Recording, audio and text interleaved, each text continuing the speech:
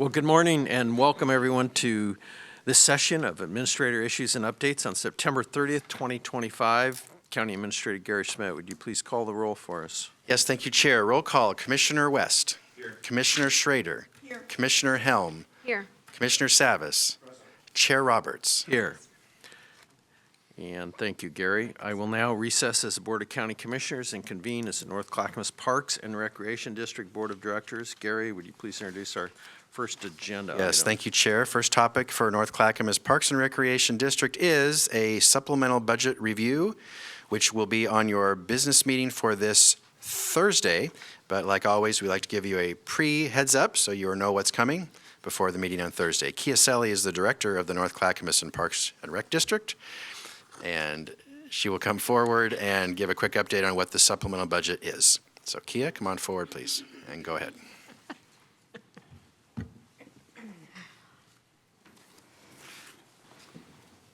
Thank you, Gary. Good morning, Chair Roberts and Directors. My name is Kia Selly. I'm the Director of North Clackamas Parks and Recreation District. In June, the Board approved the current fiscal year budget, and today I'm here to seek Board approval of changes to that budget that will result in a net increase of $1.8 million to the Capital Projects Fund. These funds were allocated in the last fiscal year budget. However, those funds were unspent simply because of the timing of the work that was supposed to be done. So specifically, these funds will be used for two purposes.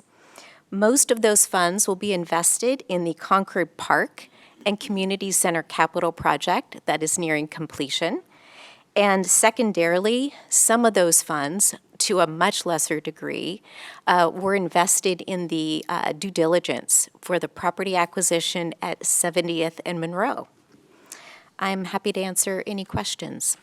All right. Directors, questions? All right. Well, thank you, Kia. So this will be on our October 2nd business meeting agenda for final approval. And Kia, just as always, thank you for your hard work. And it's always refreshing to hear what's going on in our parks in the county. So thank you very much. Thank you. All right, I will adjourn as the North Clackamas Parks and Recreation District Board of Directors and reconvene as the Board of County Commissioners. Gary? Thank you, Chair. Commissioners, you are next going to discuss the appointment of the County Council for Clackamas County. As you know, the County Council position became vacant earlier this year, and you held a competitive national recruitment for filling this position. Last week, you held interviews with 4 finalists.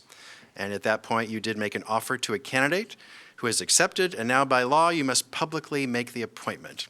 So this is your chance to, there's a motion, of course, you know who it is, but make the motion formally, and then anything you'd like to say about your new appointee, I'm sure would be gratefully appreciated. All right, comments, commissioners?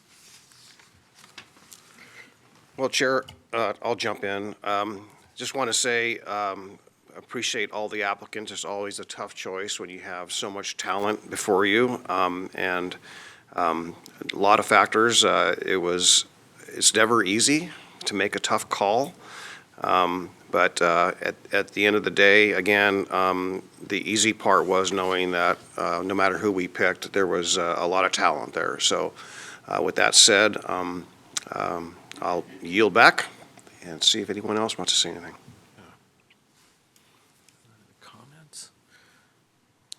Right, see Commissioner West, go ahead. Yeah, my mic's not on. There we go. There was I think a great group of applicants with varied experience, different forms of leadership, different levels of government experience, and it has been not ideal to be having to go through this process again. But I think that our new council will be fantastic. So congratulations, Billy. We are all ready to work with you and to help move the county forward. And I think you bring a valuable skill set that is rare benefit to county government, and your longstanding leadership and work in the field of law and district being, someone that's from this area, that's from Oregon, that understands the unique things with how things are run in Oregon. So we just appreciate you and congratulations. I look forward to moving forward with you. Thank you. Yeah. All right. Any other comments? May I have a motion? Chair, I move we appoint Billy J. Williams as county council. Second. Okay. All right. Commissioner Helm has moved to appoint Billy J. Williams as county council. Commissioner Salvis has seconded that. Any further discussion? I would just like to make a comment, really echo a little bit what Commissioner West said. I want to thank all the applicants for applying. It's never fun to go through a process like that. It takes a lot of time and effort, so I want to extend my thanks to all those individuals and my thanks to Billy Williams for putting in for this position as well.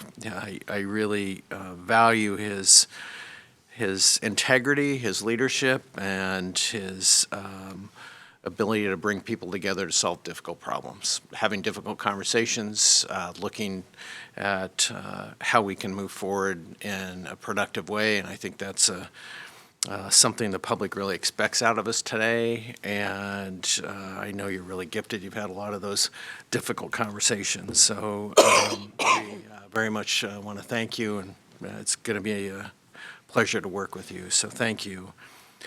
So with that being said, Clerk, would you please call a poll for us? Commissioner Schrader. Aye. Commissioner West. Aye. Commissioner Helm. Aye. Commissioner Savis. Aye. Mr. Chair. Aye. Motion passes 5-0, Mr. Chair. All right, congratulations again. Thank you, Billy. Thank you. Gary, would you please introduce the next agenda item? Yes, thank you, Chair, and congratulations, Billy. Next, the Clackamas County supplemental budget request is also on this Thursday's business meeting agenda, and so there's no surprises. Elizabeth Comfort, the Finance Director, will share with you what that supplemental budget encompasses. Elizabeth, go ahead, please. Thank you, Gary. Good morning, Chair Roberts and Commissioners. This morning, I'm bringing to you a supplemental budget just on our special grants fund.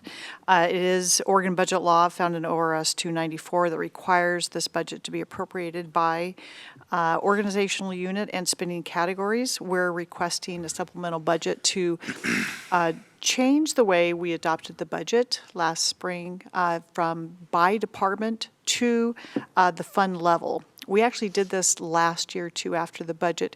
This requires more flexibility. Should one of the projects designated for one department is underspent, we could transfer the funds to another department to finish out another project. I do want to ensure that you all know all ARPA dollars are obligated, and so we do have an accounting of where they are to go. And in about 2 weeks, we'll have a final number of what ARPA dollars are yet unspent. We're wrapping up the third quarter report for calendar year 25 at this time. So my request to you is to consider the supplemental budget to roll up the dollars that are identified by department into just the material and services so that we can have more flexibility in applying those dollars. All right, thank you, Elizabeth. Comments, commissioners, or questions? Well, the only comment, Chair, I have, don't have any issue with what's before us today, but I am certainly looking forward to this afternoon when we meet with the Budget Committee and talk about some of the other things that are more concerning than this. So see you all there. All right. Any other comments? All right. Okay, this item will be on our October 2nd business meeting agenda for final approval, so we'll move on, and All right. thank you very much, Thank you. Elizabeth. Gary? Thank you. Next is Advisory Board and Commission appointments. Andrew, go ahead, please. Mr. Chair, the Clackamas Workforce Partnership currently has one opening on their board due to a member resignation. Recruitment was not open to the public, as the position is open only to representatives of K-12 education, as specified by the Workforce Innovation and Opportunity Act. The recommendation is as follows. Dale Spitzer to a first term ending October 2028. The Board of County Commissioners could select other candidates or require further recruitment, Mr. Chair. Thank you. Questions, colleagues? Seeing none, may I have a motion? I move we approve the appointment of Dale Spitzer to the Clackamas Workforce Partnership. Second. Commissioner Schrader has moved to approve the appointment of Dale Spitzer to the Clackamas Workforce Partnership. Commissioner Helm has seconded that. Any further discussion? Seeing none, clerk, would you please call the poll? Commissioner Savas. Aye. Commissioner West. Aye. Commissioner Helm. Aye. Commissioner Schrader. Aye. Mr. Chair. Aye. Motion passes 5-0, Mr. Chair. Thank you. Gary, would you please introduce the next agenda item? Yes, thank you. Next is Fair Board vacancies. I will do this one. Commissioners, as you know, you appoint members of the Fair Board of Clackamas County. There are 7 total seats on the Fair Board. There are 2 vacancies that are about to occur. However, those 2 vacancies are held by 2 incumbents who plan to reapply. So I just want to ask you, do you want to do an interview process and have these 2 candidates reapply, or might you consider just reappointing the 2 candidates? The 2 candidates, the 2 current members are Matt Bunch and Lauren Humphreys. They would like to continue, and they are going to reapply. So the question is, do you want to just reappoint them, or would you like to go through a recruitment process where they would apply, and then this is a committee you have asked to interview the candidates before you formally appoint? Seeking your direction, Commissioners. All right. I'm sorry, MS2 came on first. I'll start to my left. Commissioner Savas? Oh, okay. I think it was actually Commissioner West, but. Oh, sorry. Yeah. You want to go ahead? Sure, I know both those individuals. I think they have a good, longstanding reputation. I wouldn't even need to interview them if that was the case. We're busy, they're busy. I think in this instance, based on their longstanding history and resume in these positions, it would make sense just to extend them. That's where I stand. And Commissioner Savas? Yeah, I concur. I know them both. They do a lot of, they really have rolled up their sleeves and do a lot of hard work. I really appreciate their collaboration. When I was thinking about that in our discussion a couple weeks ago about an event center, I learned about the square footage of that new building they're being built. I really wonder if it might be a good idea to somewhat reintroduce their kind of master planning, if you will, their vision, so we can actually see it. I think you'll be really surprised in a positive way. So again, again, to your question, Gary, yes, if they're gonna reapply, I don't think we need to interview them, and I would be happy to just reappoint them. Again, I just want to thank each of them on the Fair Board for another great fair this year and all the good work that they're doing. So, Chair, yield back. Thank you. Commissioner Helm? I would agree with both Commissioner West and Commissioner Savas that I don't know these people well. I just attended my first as liaison, the Fair Board meeting this month. Gosh, we're still in September. But they do roll up their sleeves, and they do have a lot of history with the fair. So I would be very comfortable doing that as well without going out for another appointment. Right. I think it's pretty much, I see thumbs up. I am in agreement as well, reappointing Matt Bunch and Laura Humphreys. Thank you. It's not in your script. Are you willing to make a motion, and we'll just dispense with this today, to reappoint Matt Bunch and Lauren Humphreys to the Fair Board? So moved. So, yeah, second. All right. Commissioner West has made a motion to reappoint Matt Bunch and Laura Humphreys. It's been seconded by Commissioner Savas. Any further discussion? Seeing none, clerk, would you please call the poll? Commissioner Helm. Aye. Commissioner Schrader. Aye. Commissioner Savas. Aye. Commissioner West. Aye. Mr. Chair. Aye. Motion passes 5-0, Mr. Chair. And thank you. And Gary, what's next? Great, thank you, Commissioners. Next, review of your board business meeting agenda for this Thursday, October 2nd, 2025. You have a full meeting. You have public communication, Housing Authority consent agenda, 2 presentations, the first proclaiming October as Domestic Violence Awareness Month, and your first business spotlight video presentation on the company Overland Van here in Clackamas County. 2 public hearings, both boundary change proposals regarding sanitary sewer service, a water environment services public hearing on exemption from competitive bidding for the Tri-City Influent Pump Station Expansion Project, Water Environment Services consent agenda, North Clackamas Parks and Recreation District public hearing on the supplemental budget you just heard about, North Clackamas Parks and Recreation District consent agenda for Clackamas County, and the regular County Administrator Commissioner communication. So a full meeting. If you have any questions on any of those topics, would you please let me know prior to Thursday so I may have staff in the room to answer your questions. Thank you. You have zipped through issues today. The last item is Commissioner communications. Right. And starting off with communication, Commissioner Schrader, do you want to go?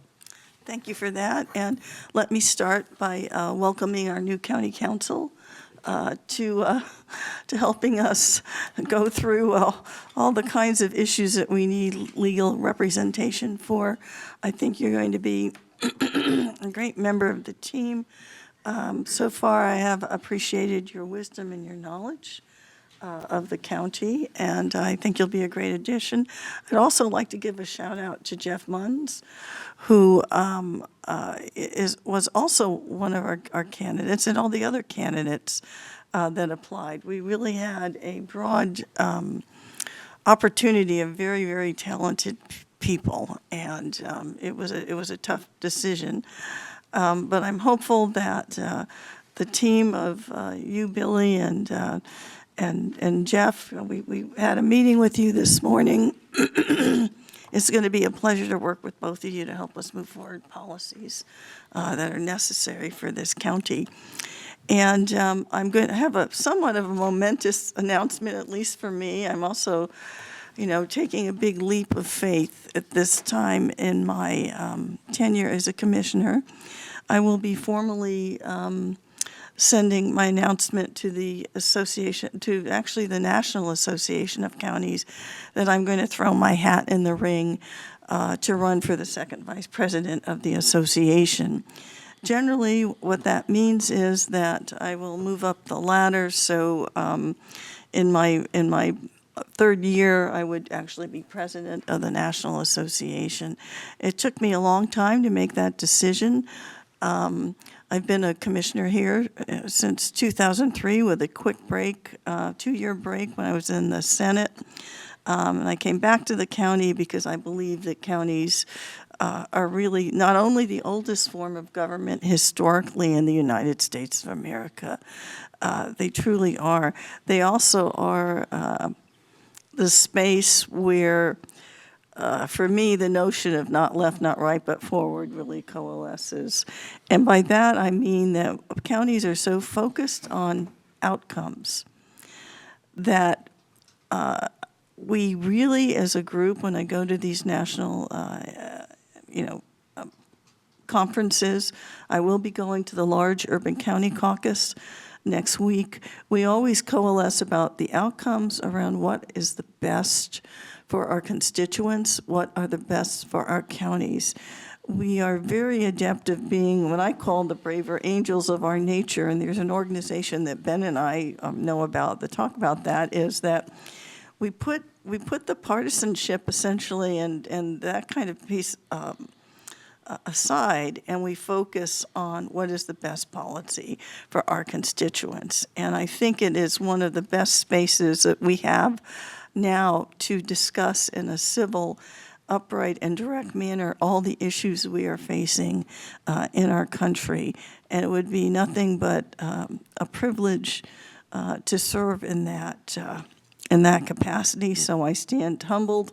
I am occasionally somewhat terrified. It's going to be a big lift, but I appreciate you colleagues helping me and supporting me in this endeavor. I think I'd be the only woman president if this happens that we've had from Oregon.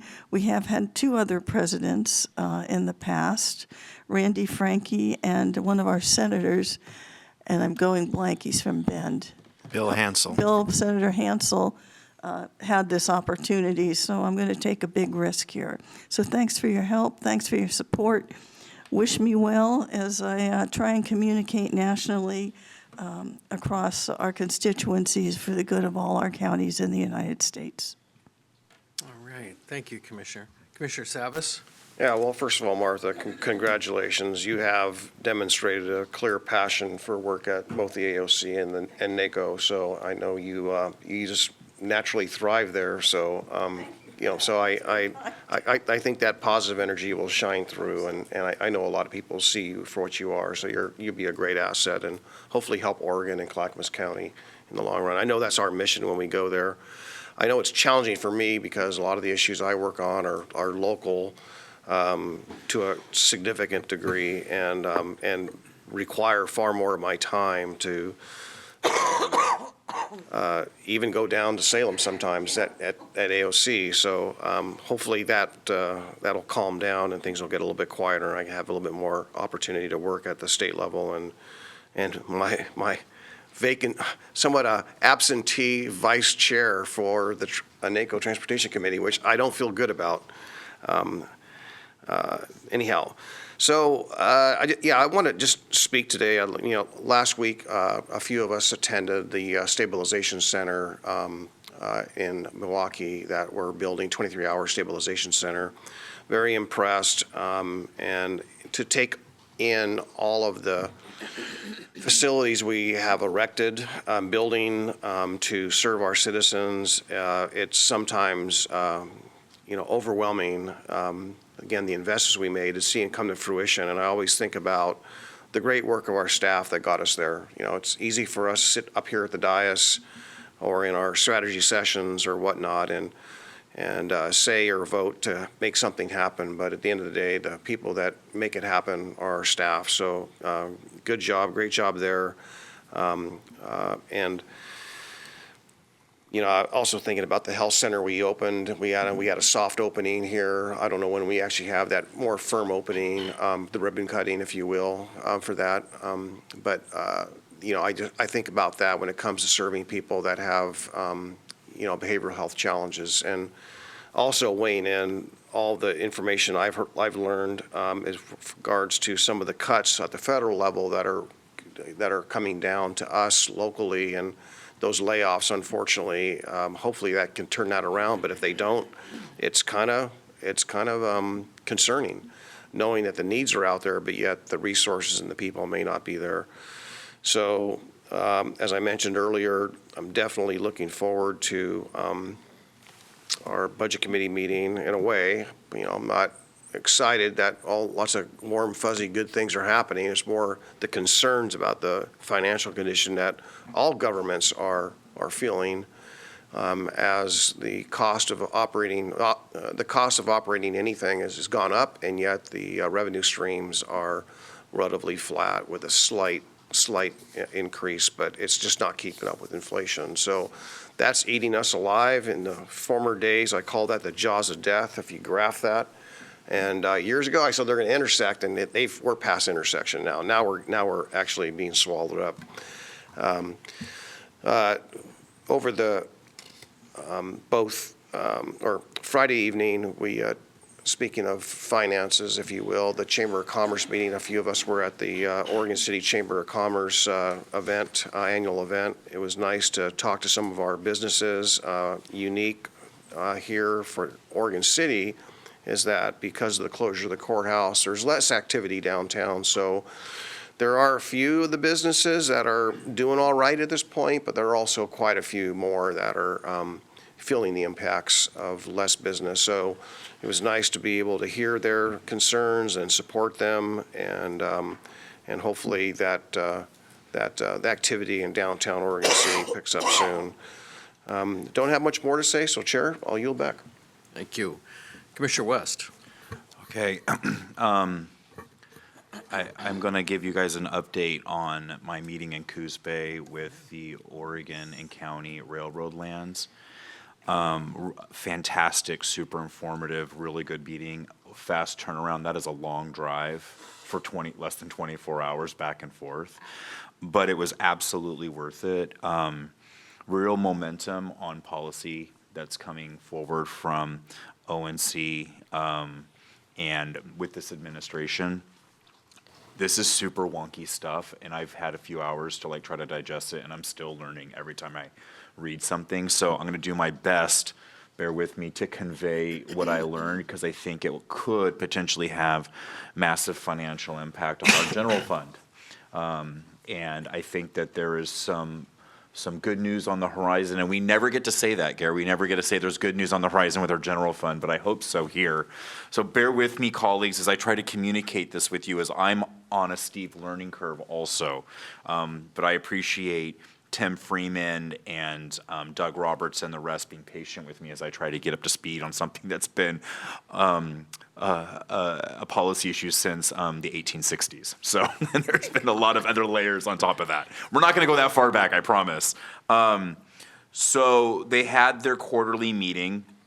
We are members of this board that specifically their whole purpose is to advocate and lobby for policies around Oregon and California Railroad timberlands. Now, for the public, all the counties that are impacted by this, none of them are in California. This is specific to BLM timberland that is in 18 counties west of the Cascades that have very specific lands to produce timber. The sale of that timber goes to counties, and the other half of that goes to the U.S. Treasury. It comes directly to county general funds. I think I'm correct. I need to verify my numbers. Anywhere we're averaging in Clackamas County, anywhere but into our general fund of $1.5 to $2 million on timber receipts. So we opened the meeting, and they did some introductions and all the standard things, but then we got to hear from the state's BLM director, Barry Bashu, who and his staff, and then Christina Woods of the Oregon ONC, she's our Oregon ONC forester. She went through this lengthy presentation that was super informative, and I could probably watch it 5 times and still learn something every time I watch it, about how we develop those timber sales, including planning, the preparation of the site, the development and the appraisal, the bidding process, all the challenges, all the other layers of statute, things like the spotted owl statutes and Endangered Species Act plays heavily into all of this. And how to manage that vast bureaucracy within the ONC timberlands. Then we went in and we had a conversation with efforts with the current administration. Now, Trump signed an aspirational executive order around harvesting more timber, and it wasn't really specific, but then it came into, I guess, the big beautiful bill, the big piece of the Reconciliation Act of 25. In that bill, without really understanding at all like what the Western Oregon states could and should be able to produce, they put a $25,000 increase. I'm saying that wrong. Percent increase on the yield that could be produced, and 90% of all timber from federal lands comes from the Western Oregon states, our ONC lands, and the increase that they tried to put forward in that reconciliation statute isn't even a drop in the bucket of what's capable of how prolific these lands are. And so there's been a big, huge lobbying effort with the administration. It's been tenuous with Congress because the members that currently sit in the delegation that represent most of that area have been complicit with our two senators, our federal senators, in making sure they put a wet blanket on the ability to produce appropriate timber yield.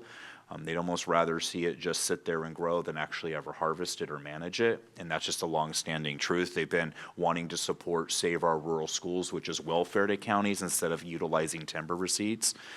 And so now there's a different shift within the administration. It's been, I think, a little difficult for this board, the ONC board, to get in front of higher level people in the administration, and they don't have the same sophistication as Clackamas does for being a big county and federal lobbyist or and government. You know, we have a government affairs department.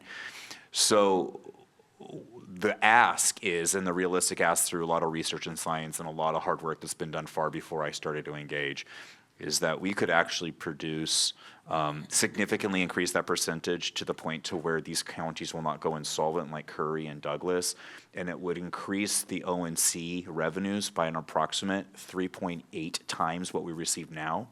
That would bring our total up to $8 million in just O&C profits. If we, on average, if we could have the administration do the appropriate yield that could be done on these O&C lands, it's enough to allow these counties to have deputies to respond to emergencies. It's enough to have the roads paved, to have libraries funded, and to have these rural counties not go insolvent, which many of them are facing within just a few years, especially Douglas and Curry. So it allows counties to be self-sufficient. It would be a huge jolt to our general fund. And since I went to that meeting, there have been high-level conversations already with, well, Gary's helping me how to do this, but already reached out to the highest levels of the Department of Labor, and also trying to coordinate with the Department of Interior and Secretary Burgum, who they manage the BLM, but we also realize that we've lost thousands of jobs, so there's a real jobs component to skilled labor within these rural counties. And so we realize that Secretary Chavez-DeRemer should be looped in this conversation so we can try to push the administration's clear agenda on skilled trade labor work that impacts rural counties and rural Americans, along with the tribes, impact tribes, which the administration has shown a very strong interest in helping to make help the tribes out. So along with just the dynamics that are vastly polar opposite than the past administration, having to explain something very, very complex and break through the noise when there's a lot of noise in DC has been challenging, but we feel like there's a pathway now. And so the goal my goal is that we can, by the end of the year, have these high-level meetings that we've never been able to get with the administration and actually create a plan that allows us to do maximum yielding to harvest under the law. And there's some other strategies around how to deal with the realities with the spotted owl currently. All science data now shows, and there's a lot of studies that show this, that the owl is not savable. The spotted owl will go extinct, and there's not anything we can do about it. The barred owl is coming in and out competing it and preying on the spotted owl. Most of the data now shows, even reported in the Oregonian, that it's the barred owl that's the real threat to the spotted owl. And they have something where the Department of Interior can look at that through convening like a task force through different agencies, look at specific scientific data, and if necessary, just basically we can't prioritize trying to save this species anymore because we have to triage and maybe look towards ones we can save. And so the spotted owl is potentially on that list and could remove it as an issue to deal with when harvesting timberlands. So that's part of the strategy there. That's been quite public. And I think that, that's going to be up to the experts in DC to make that decision, but there is conversation that that's just the way it's going as we watch this played out. But what I'm excited about is creating really good rural trade jobs in Clackamas County. I'm very excited about right now with what we're talking about, an $8 million infusion potentially into our general fund is a game changer for us right now. We never get to talk about those things. And I really believe and feel so strongly that we should be supporting the rural counties and we should be fighting with everything we can to not let them go insolvent. We're all, we need to make sure that impacts the state and Clackamas and all of us together. So if we can figure out a way to allow them to sustainably, responsibly, under statute and their right to have these lands, not be welfare counties, but be self-sufficient again and bring back real industry, I think that's good for Oregon. I'm super excited by it, and I really appreciate Gary already reminding me that this is one of our federal priorities anyways with our lobbyists. And so I'm grabbing this by the horns. It could impact our recovery campus. We're having horrific cuts to mental health services in this county because the state is totally separate from any federal involvement. This is just state, is cutting a significant amount of mental health providers when we face an actual crisis, an epidemic with mental health care, not just in Oregon, but in this country. We have issues with law enforcement budgets. So we can do a lot creatively with $8 million potentially a year. So that's my goal, or just 3.8 times more than we're getting now is a lot more than we were getting, and I hope that we can make that happen. So I'm going to work hard with the relationships in DC, using our big resources as a big county to help these smaller counties move this forward faster. And so that's what I have to report back to you, but it was a very productive, exhausting meeting. and a big turnaround. But yeah, thank you for indulging me to try to explain that to y'all, but I think it's good news. Thank you. And a long drive for you. Oh my gosh, it was long. And then we had traffic. It's okay. And we need to meet about this because I have somebody that you need to meet. Yeah, we talked, yeah. So, Okay, so kind of building on what Paul said, we visited the Stabilization Center on Thursday. Several of us did, and I'm very impressed, number one, how quickly that came together. I guess I just started not that long ago, but this has been like happening this year, and it's a very impressive facility. And just so people know too, that this is for both mental health and drug health. It's like an intake.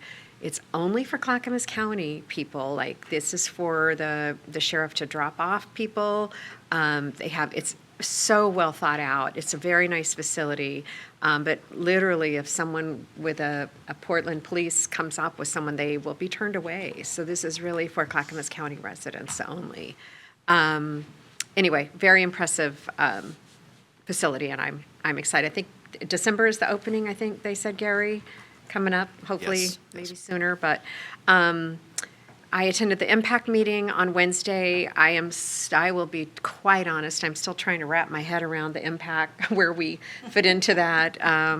But I'm learning. There's a lot of listening going on my part, and sometimes a few questions. But it's a very interesting board that I am working with there.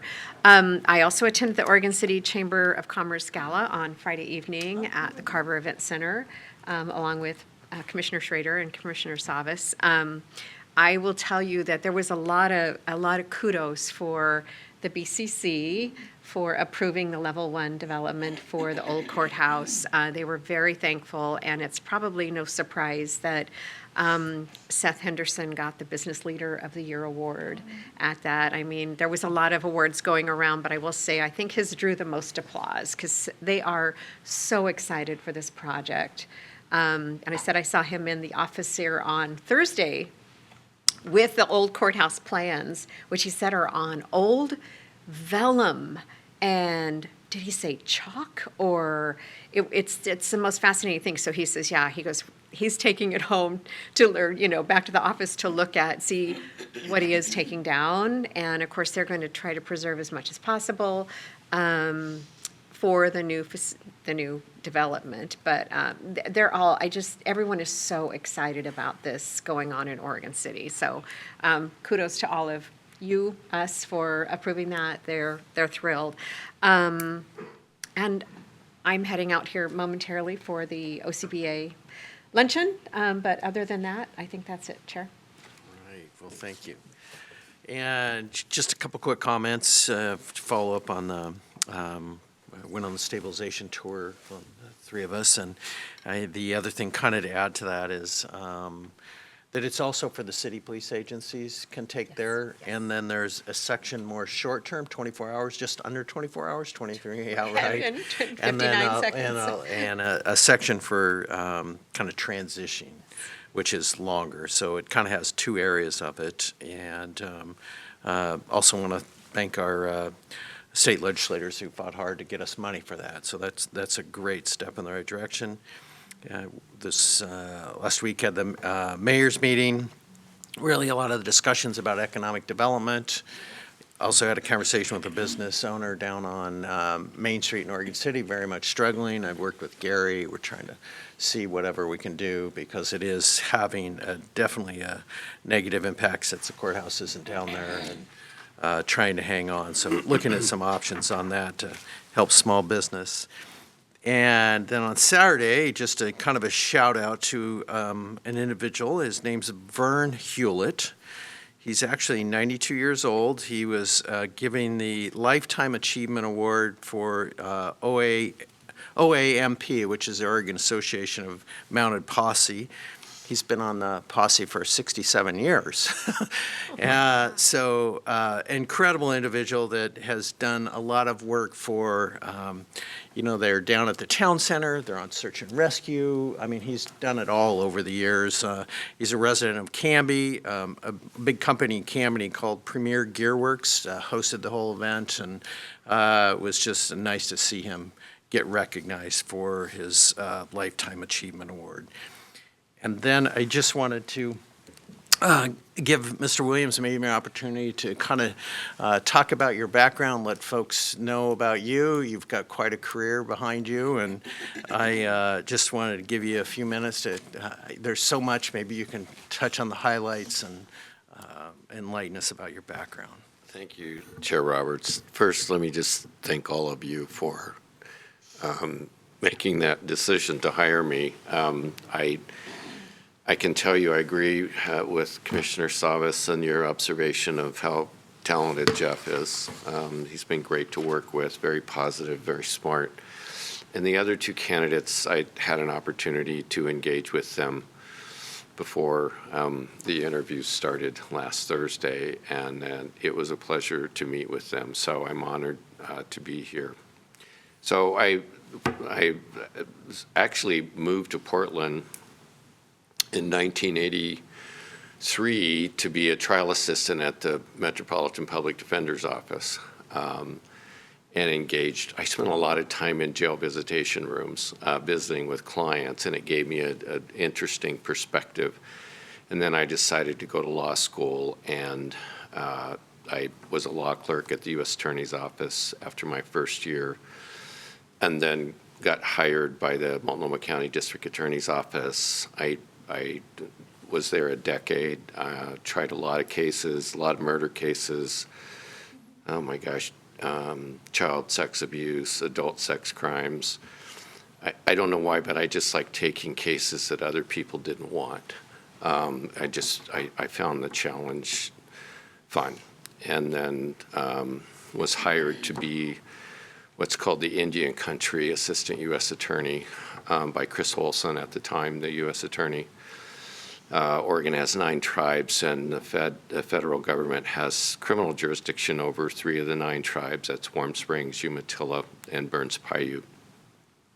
I did a lot of driving to handle those cases, and then just sort of worked my way up the chain, if you will, in the U.S. Attorney's Office. I was a violent crimes chief for a while, and then was criminal chief.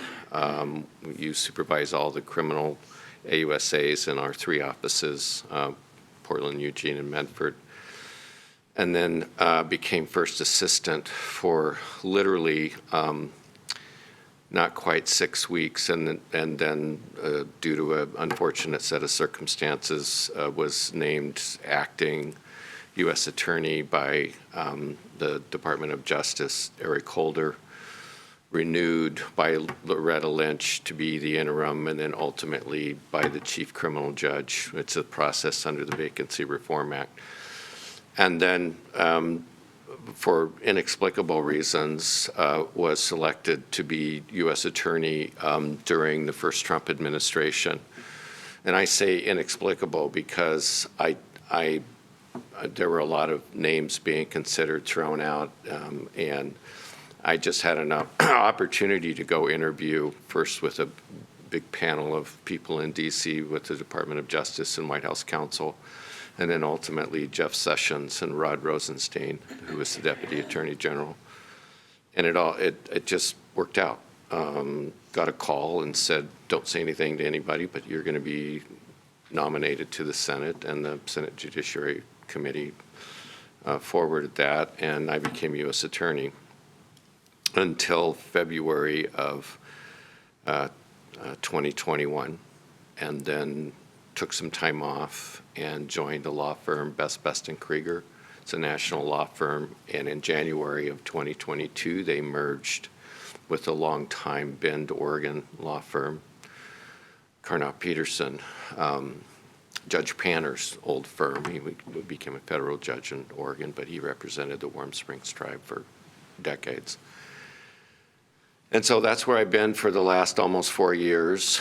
And I feel blessed to have been able to be interim U.S. Attorney because it gave me an opportunity to really get a sense of the office, of what you all do, the important work that goes on behalf of the county. And I just decided to throw my hat in the ring, and here I am. So I'm grateful, honored to be here, and I look forward. I love challenges. I love situations that don't seem solvable because they all are. That's my perspective. That's the way I handled things. I chaired a national subcommittee involving marijuana and had lots of meetings here in Oregon with everybody and all the players. And that's sort of how you solve problems, is get everybody in the room and start talking it through. So thank you again for this opportunity. I appreciate it. And thank you for your public service, years you. of it. So with that, if there's no other matters, this concludes today's administrative issues and updates. We'll proceed now to our first policy session of the day. Gary, would you please introduce that policy? Yes, thank you, Chair. Thank you to staff for coming early. The first session this morning is new erosion control, state requirements, and proposed code change. Staff from Transportation and Development will present. Dan Johnson, the Director of Transportation and Development, and Cheryl Bell, the Assistant Director of Transportation and Development. Go ahead, please. Good morning, Chair Roberts and Commission. I'm actually just going to hand it over to Cheryl to run through the discussion around this new chapter in County Code and the program we're presenting before you today. So with that, Cheryl. Good morning, Chair Roberts and Commissioners. So we're here today to seek board approval of a new chapter of the County Code to allow the Department of Transportation and Development's Building Codes program to implement a required erosion control and sediment control program for unincorporated Clackamas County. So this is a really complex topic, and we have a really short amount of time. So really, this is going to come down to three primary things: the why behind these regulations, how we propose to implement the program, and then decisions for your action today. So starting with why, the why behind the need for this new program, it has a number of regulations involved, but the primary driver is the Federal Clean Water Act. The Willamette River and many of its tributaries do not currently meet water quality standards for mercury and are included in Oregon's list of impaired waterways under the Federal Clean Water Act. So mercury is found in soil, and when we disturb soil through construction activity, grading, site stripping, foundation installation, it can leach mercury into the waterway. So to address mercury in the Willamette River Basin and to meet Federal Clean Water Act requirements, Oregon DEQ created two regulations. They have super long names, and so we primarily refer to them by their acronyms. The first is the Willamette Basin Mercury Total Maximum Daily Load, it's a mouthful, the TMDL, and then the second one is the Water Quality Management Plan, or the plan. So these two regulations, the TMDL and the plan, require that the county have an implementation plan to reduce mercury. Clackamas County, along with Water Environment Services and the cities of River Grove and Happy Valley, combined their required implementation plans into one plan, and the most recent plan was approved in May of 2025. The 2025 approval included a requirement for the county to implement erosion control permitting, inspections, and enforcement in the rural or unincorporated areas of the county where the county has jurisdiction over development. So as DTD's Building Codes program is responsible for managing development activity within Clackamas County's unincorporated areas, the Building Codes program is proposing to implement and perform the work required by the TMDL and the plan through its existing permitting programs. So that gets us to the second pillar of how. How are we going to do this? To comply with the Federal Clean Water Act requirements, which are implemented locally by DEQ, we're proposing the adoption of new County Code Chapter 9.04. This chapter allowed the Building Codes program to regulate erosion control within the unincorporated county outside cities and districts. There are three thresholds of work that would require erosion control permitting. The first one is construction activity that would disturb a half acre or more. The second is construction activity that disturbs less than a half acre, but is part of a common plan of development or sale that ultimately disturbs a half acre. And construction activity that disturbs 500 square feet or more within 50 feet of the surface waters of the state. Already in Clackamas County, development activity that disturbs an acre or greater is required to get permits through DEQ or WES, so they would not be required to get additional permits through DTD. To remain consistent with WES and other cities in the area that use WES standards, the proposed Chapter 9.04 uses the WES Planning and Design Manual and Best Management Practices drawings as the guiding documents to regulate this work. The thresholds as proposed in the new code are exactly as presented in the DEQ requirements and are less stringent than in the urban area. This honors the rural nature of unincorporated areas while meeting the requirements of DEQ. With these thresholds, based off our best estimates of the projects that we typically see in the area, we anticipate that this will impact a limited number of projects. It's also important to note that most jurisdictions already require separate erosion control permitting as part of their process, so this will be very familiar with our customers. It won't be something that they see in other jurisdictions. DTD is proposing to operate this DEQ-required erosion control program as it offers efficiency and cost savings. There's savings as we can use existing resources for this work. We don't need to hire new staff. We can use existing software, materials, and vehicles to start this program. And efficiency is gained by building codes inspectors as we can incorporate performance of erosion control inspections into existing site visits. This lowers the number of trips required for inspections and streamlines inspection services for our customers. Adoption of Chapter 9.04 is key for building codes to do this work because the chapter would authorize staff to be allowed to perform these services. Another part of how is funding. During the county's regular annual fee adjustment cycle in early 2026, DTD will be seeking the necessary fees to complete implementation of this work. Adoption of the fees is needed for building codes to perform this work. The State Building Codes Division grants programs to local governments, and through that delegation, building codes program must be run as a dedicated fund. So for building codes to do this work, the new fees must be adopted in order to cover the costs related to providing erosion control. And implementation of the new fees is also in alignment with the county's cost recovery policy. With the thresholds proposed in this chapter, as I noted, we anticipate limited impacts. Our current estimates show that administration of the program will likely not exceed about $10,000 per year. And if future fees are adopted, the costs will be covered by fees for service, so no general funds will be involved. We are not seeking fees today. That'll come in 2026, but we wanted to highlight that we will be bringing a fee request forward through the regular fee setting process. So that brings us to the final pillar, is options for your consideration. There are 3 options for board action today. The first one is to direct staff to schedule a first required public hearing on the addition of Chapter 9.04 to County Code.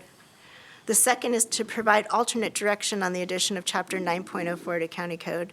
And the third is to take no action at this time. Staff are respectfully recommending option number 1 and moving forward to that first public hearing. With that, we would be happy to answer your questions as best of our ability, especially if you want to talk deep about TMDL. So. I want to highlight just 3 quick things, just to revisit some of the points that Cheryl brought up. It's an important step to adopt this chapter. Is your mic on? No, it is. It's not in front of me. Thank you so much. Just to highlight some comments that Cheryl brought up. It's an important part to adopt this chapter because it's part of a joint permit that we have with other partners around the region for mercury reduction within the river and waterways. The program is not a significant cost increase. We don't expect a large number of permits based on those criteria that Cheryl read off. The number that you're seeing in front of you right now is assuming anywhere from like 10 to 20 permits across any given year at the most. And it only covers our rural portion of our county. And last but not least, that dollar amount in regards, I mean, we gave you our best estimate that we have for the program cost. We're using a lot of efficiencies because our building inspectors and our building program will be out there and able to do this work. So we're not having to develop additional costs and additional overhead associated with it. And assuming we're going to request to adopt a fee probably similar to what West does, but that's a discussion for a later date. So with that, we'd be happy to answer any questions you might have. Commissioner Savas. Well, this kind of reminds me of my work 20-some-odd years ago when I first got into water, wastewater, and surface water management. So I think just for the sake of understanding for the public that are watching or will watch this recording, I just tell people be mindful, number one, that when I first learned of this, I realized that It's, mercury is some areas, more so than other areas, naturally occurs from soil, out of soil, or, as is in deposits that are around, so it's natural. It's not man-made most of the time. And also out of the air. There's air deposition that mercury also lands, so it affects all of our water. So when you're in our drinking water world of TMDLs or wastewater in TMDLs, all those things are looked at and evaluated. But I'm not here today and I'm not asking, so I will look in this a little bit deeper to see how we actually contain that or manage that. It seems like, I won't say an impossible task, but just another layer of cost and complexity for developing and building housing and realizing all these emergency mandates is just another layer of, again, complexity that I don't know how we're going to cope with. I support the recommendation, but I'll be digging a little bit. I'm curious as to how we can actually be effective at managing that from a standpoint of prevention or reduction or so forth for something that's naturally there. Yeah, and so just to speak, because the totality of the discussion you're having is a much more technical dialogue. Ron Wyringa from Water Environment Services was going to be here that question. Oh, is he it? Oh, he's there. I love when I mess your name up and you're in the audience. That's great. Obviously, had much more of a technical understanding of the totality of that problem. It becomes much easier when you look at it as some of the elements associated with this adoption of this code, because it's simple erosion control steps that are done as a part of construction that are very customary throughout other areas of the county. A lot of our development community that works within various surface water districts, such as the one that you partnered with previously, are very familiar with some of the erosion control measures. And that's the simple steps that we're talking about, not the complexity of the totality of the issue, which is that's a lot more significant discussion to have. So, yeah. Thank you. Seeing no other questions, may I have a motion?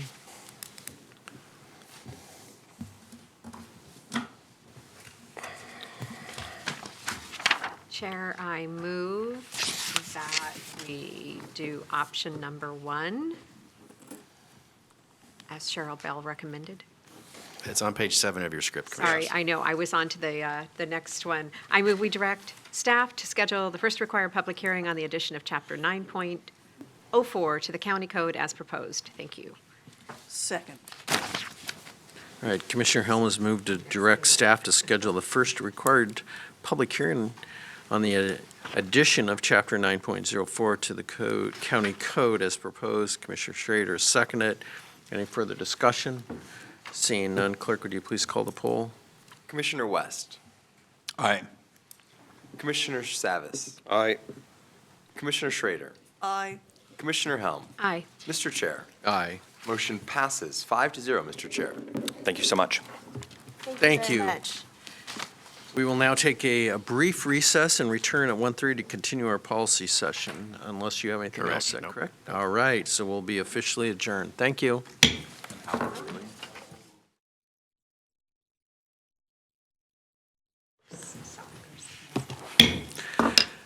Well, welcome back, everyone, to this afternoon's session, September 30th, 2025. County Administrator Gary Schmidt, would you please call the roll for us? Yes, Chair, thank you. Roll call, Commissioner Savas, Present. Commissioner Helm, Present. Commissioner Schrader, Present. Commissioner West, Present. Chair Roberts. I'm present.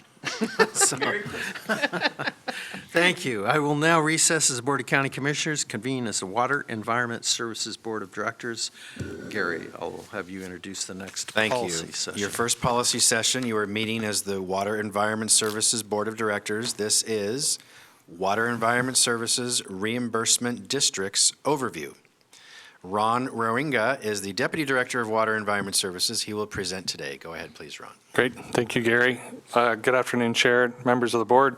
Ron Waringa, Deputy Director of WES. And so we're here today to talk to you about reimbursement districts, just sort of setting the stage for today and why we're here. There's no formal action for the board to take today.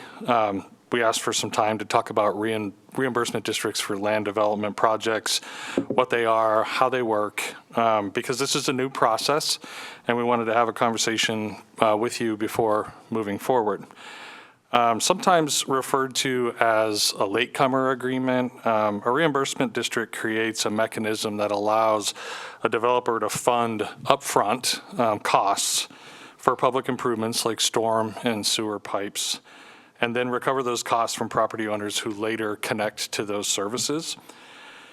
The district is essentially a collection of properties that could someday connect to that infrastructure and receive a benefit from that infrastructure that someone else has constructed. That's a district in the sense of an area, not as an entity like a public body, just an area and a collection of properties.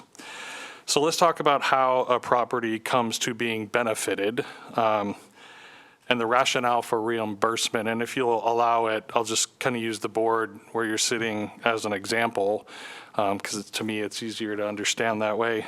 So let's say Gary is the location of current service. Commissioner West chooses to develop his property, and so he must extend the local sewer from Gary to the upstream side of his property. That's a requirement and cost borne by all developers that are accessing sewer services, and those sewer mains become public. Then Commissioner Schrader goes and extends service from Commissioner West across her property, and then Chair Roberts, and so on down the line. That's how a lot of local sewers get extended these days, is through development projects. But what happens if Commissioner Savas wants to go first? And there's no adjacent service available because it's down by Gary. He can choose to wait, or he can choose to build the offsite public infrastructure as part of his project connecting all the way down the line to Gary. If he chooses to build the sewer line, then he would do what you all would have to do in sort of a more natural progression of development, which is essentially extend the sewer service. So establishing a reimbursement district allows Commissioner Savas to recoup the proportional cost of construction from each of you if you choose to connect to the sewer line in the future. It's just kind of how it works. From a mechanics standpoint, the properties that are part of a reimbursement district are assigned what we call a reimbursement charge that they must pay if they choose to connect to the public infrastructure within a 10-year time frame. That's what our rules say, is that a reimbursement district can be around for 10 years. The charge for a benefited property is proportional to the cost of the infrastructure that serves that property. That can be determined on a linear feet of frontage, like if it's in the case of a pipe project, like for sewer or storm pipe. It could also be land area or a number of connections, but some formula to assign a proportional cost of that infrastructure to the property owner. The West rules require that costs eligible for reimbursement, things like labor, materials, equipment, property acquisition, must be devoted exclusively to constructing that improvement. So not part of a larger development project. It's just for that improvement that is serving the properties that it benefits. West staff review the eligibility and the cost basis information that's submitted by developers and ensure that the charges conform to the rules and are appropriate. And then again, if within 10 years a benefited property owner seeks to connect, then they pay the reimbursement charge to Wes, who then remits the charge to the developer that built the infrastructure. In thinking about the approval process for reimbursement districts, there's a summary of steps in your packet, but it's pretty simply put, it's a 3-step process. A developing party submits an application and pays the application fees, and they're already in Wes's fee table. West staff review the information and prepare what we call a district report and a recommendation to the board of Wes. And then the board notices and conducts a public hearing to consider the application, the district report, and any testimony or evidence that is presented at the hearing, and adopts an order, a board order, approving and forming the reimbursement district. That's when the formal board action happens at a hearing to adopt an order to establish the district. A question has come up about how property owners and the public are involved in the process, so I just wanted to touch on that for you. Owners of properties in the proposed reimbursement district, the benefited properties, are directly notified at least 14 calendar days ahead of the scheduled hearing, and then we'll, of course, field any questions or answer questions that people might have before the hearing. There's also a hearing notice for the general public for the hearing. The board will hear and consider all testimony at the hearing prior to voting on adopting the order. And then after the hearing, property owners are again notified directly by Wes on the decision and provided a copy of the board order, including the reimbursement charges. And lastly, the order will get recorded in the real property records of the county. So what's next and what can the board expect? We've received several applications from developers requesting formation of reimbursement districts, particularly out in the Happy Valley area. We do need to move those applications forward in the process and schedule hearings for the board to consider adopting an order and establishing those districts. And we'll do that given your direction today. And that's all I was going to present. Happy to answer any questions if I can. Looking at my colleagues, questions? I knew you were going to have a question. I thought you know so much about this. No, I don't know a lot about it. And it's, okay, two questions, Ron. What is the distance for the notice? What is the distance, that 14-day period? Does that go out from where the services are located or from where the applicant is? The requirement to send a notice directly to property owners within 14 days is just the properties that are proposed to be included in the reimbursement district. Just the properties. So if you're that would be you all in the example I gave, you would get a notice from Wes saying that. It would be from Paul to Gary and everyone Yeah, in between. The infrastructure has been put in, you benefit from that infrastructure, and a reimbursement charge has been determined. If you choose to connect within that 10-year period, you get all the information directly to those property owners, because they're the ones that are going to be in the district and have that reimbursement charge. The rest is just a general public notice. Okay, and then explain the reimbursement charge payment again, the 10-year period. Yeah. If, so like how we determine the charge or how it gets paid? It's almost sounds like a lien, but it is? It's kind of- not. It's not a lien. And that's what makes a reimbursement district different than a local improvement district or an assessment district like Wes has done in the past. The properties are not liened the reimbursement charge because they will only pay it if they choose to connect. Okay. Within a 10-year period. If they don't, and they connect later, the reimbursement charge is gone, and the reimbursement district dissolves after 10 years. Interesting. Okay. Okay. Commissioner Savas. Yeah, so if I understand this correctly, let's say year 4 or 5, Gary comes along and Gary wants to develop his property. He's going to contact Wes, not me, right? Right. If I'm the one who started this thing and made the first investment. And then he will ultimately write the district a check for the reimbursement fee, in which the district will then send that to me. Is that Right. how, so the fiscal agent is the district? That's right. We collect the reimbursement charge from those future connectors and then remit that to the developer. All right. And I asked yesterday, and thanks, Ron, for your answer, but, so if 10 years goes by and no one develops anything, then I'm out that entire, in our example. Pretty much, Yeah, yeah. all those, any kind of reimbursement at all. That's right. The developer requesting the district. And so that's a good point, and we talked about it a little bit yesterday, that Wes is not liable for payment of any of these reimbursement charges. Right, and the second question I have, this goes for 10 years, and you mentioned yesterday that it could be extended. And my question is that, and ultimately the board can extend it, so what is the public noticing process for extension? Yeah, so yesterday, first thing, I was wrong. that there is not an option in the rules to extend the reimbursement district another 10 years, unless it's a public entity doing the reimbursement district. So our rules say if it's a public entity, like West could do a reimbursement district too if we install a local sewer. And in that case, there's an exception in the rules that says that the board could have a longer period than 10 years if it's a public entity. But we did not write into the rules an option for the extension. And I apologize for that misinformation yesterday.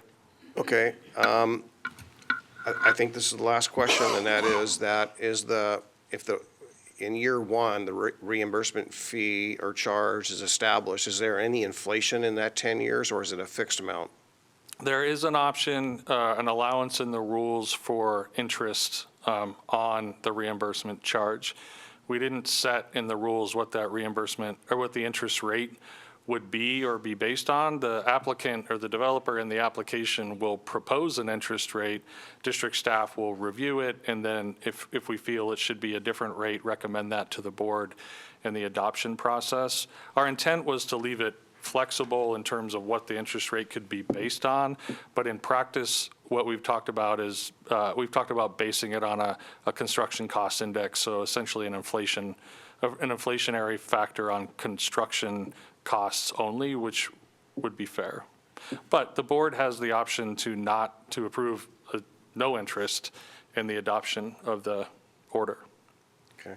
This is not a question, it's more of just a closing comment, I think. I think for me, a closing comment. That is that this is kind of in a way, a clever tool, if you will, for reimbursement. So I'm inclined to support it. But my concern is that it could be misunderstood by people in the area, right? Even in the case where I was the example, I might have a different interpretation of that. I might think that I might be reimbursed in 10 years, or someone else might think, I don't know. There's a lot of room for confusion here. Right. And so it's not easy to grasp just by reading it. So that's my only concern at this point. All right. Thanks, Paul. Commissioner Hill. So you said you have several requests in the Happy Valley area. Are they from private citizens or developers? They're from developers that have built off-site infrastructure to connect to sewer and have requested establishing the reimbursement district so they can recover those costs in the future. And these are in lieu of SDCs then, right? No? The reimbursement charges that benefited properties will pay are additional to SDCs because they're just paying for the proportional share of the line of the pipe that was built or the infrastructure that was built for their property. And again, it's kind of an avoided cost because, as I said, as if it was a logical progression of development kind of up up the system, you would have to build that, you'd have to install that pipe anyway. As part of your development of your property, you would have to extend the sewer across. Just because you're doing the frontage and the road and the sidewalk, we have you extend the sewer across your property. So because someone else did that, and the pipe's already there, you don't have to do that. Right. Okay.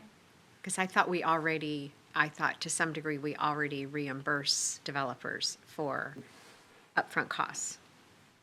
Only through a mechanism like an SDC credit, where if a developer is going to build a project or a portion of a project that is SDC eligible and in our CIP in lieu of us doing it, we can apply a credit to their SDC payment in lieu of for the work that they've done.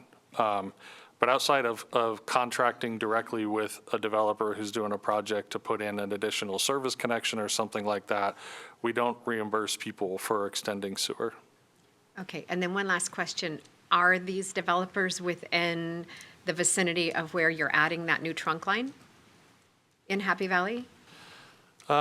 Most of these are in the Scouters Mountain area that are already connecting to, say, like the existing portion of the Rock Creek Interceptor, not the extension.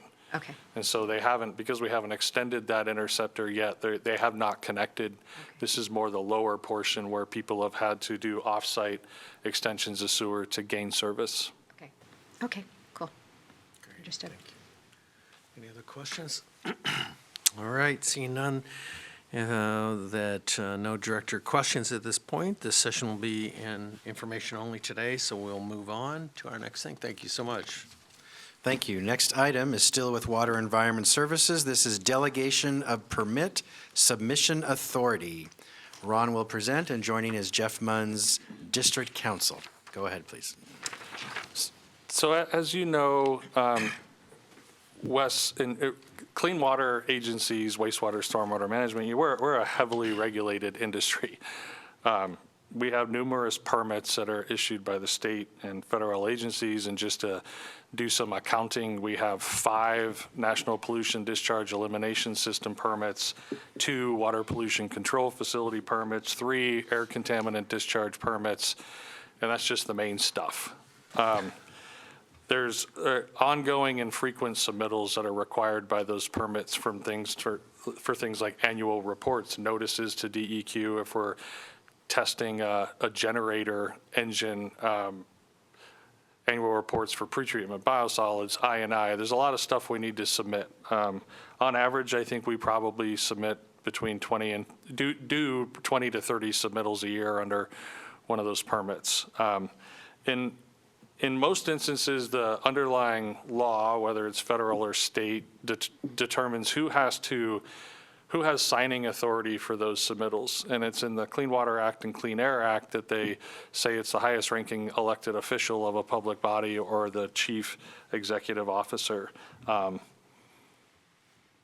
Historically, what WES has had the WES director, the district director, sign submittals. We'll create a report or a notice, we'll sign it, Greg will sign it, and then we mail it to the state or email it to them.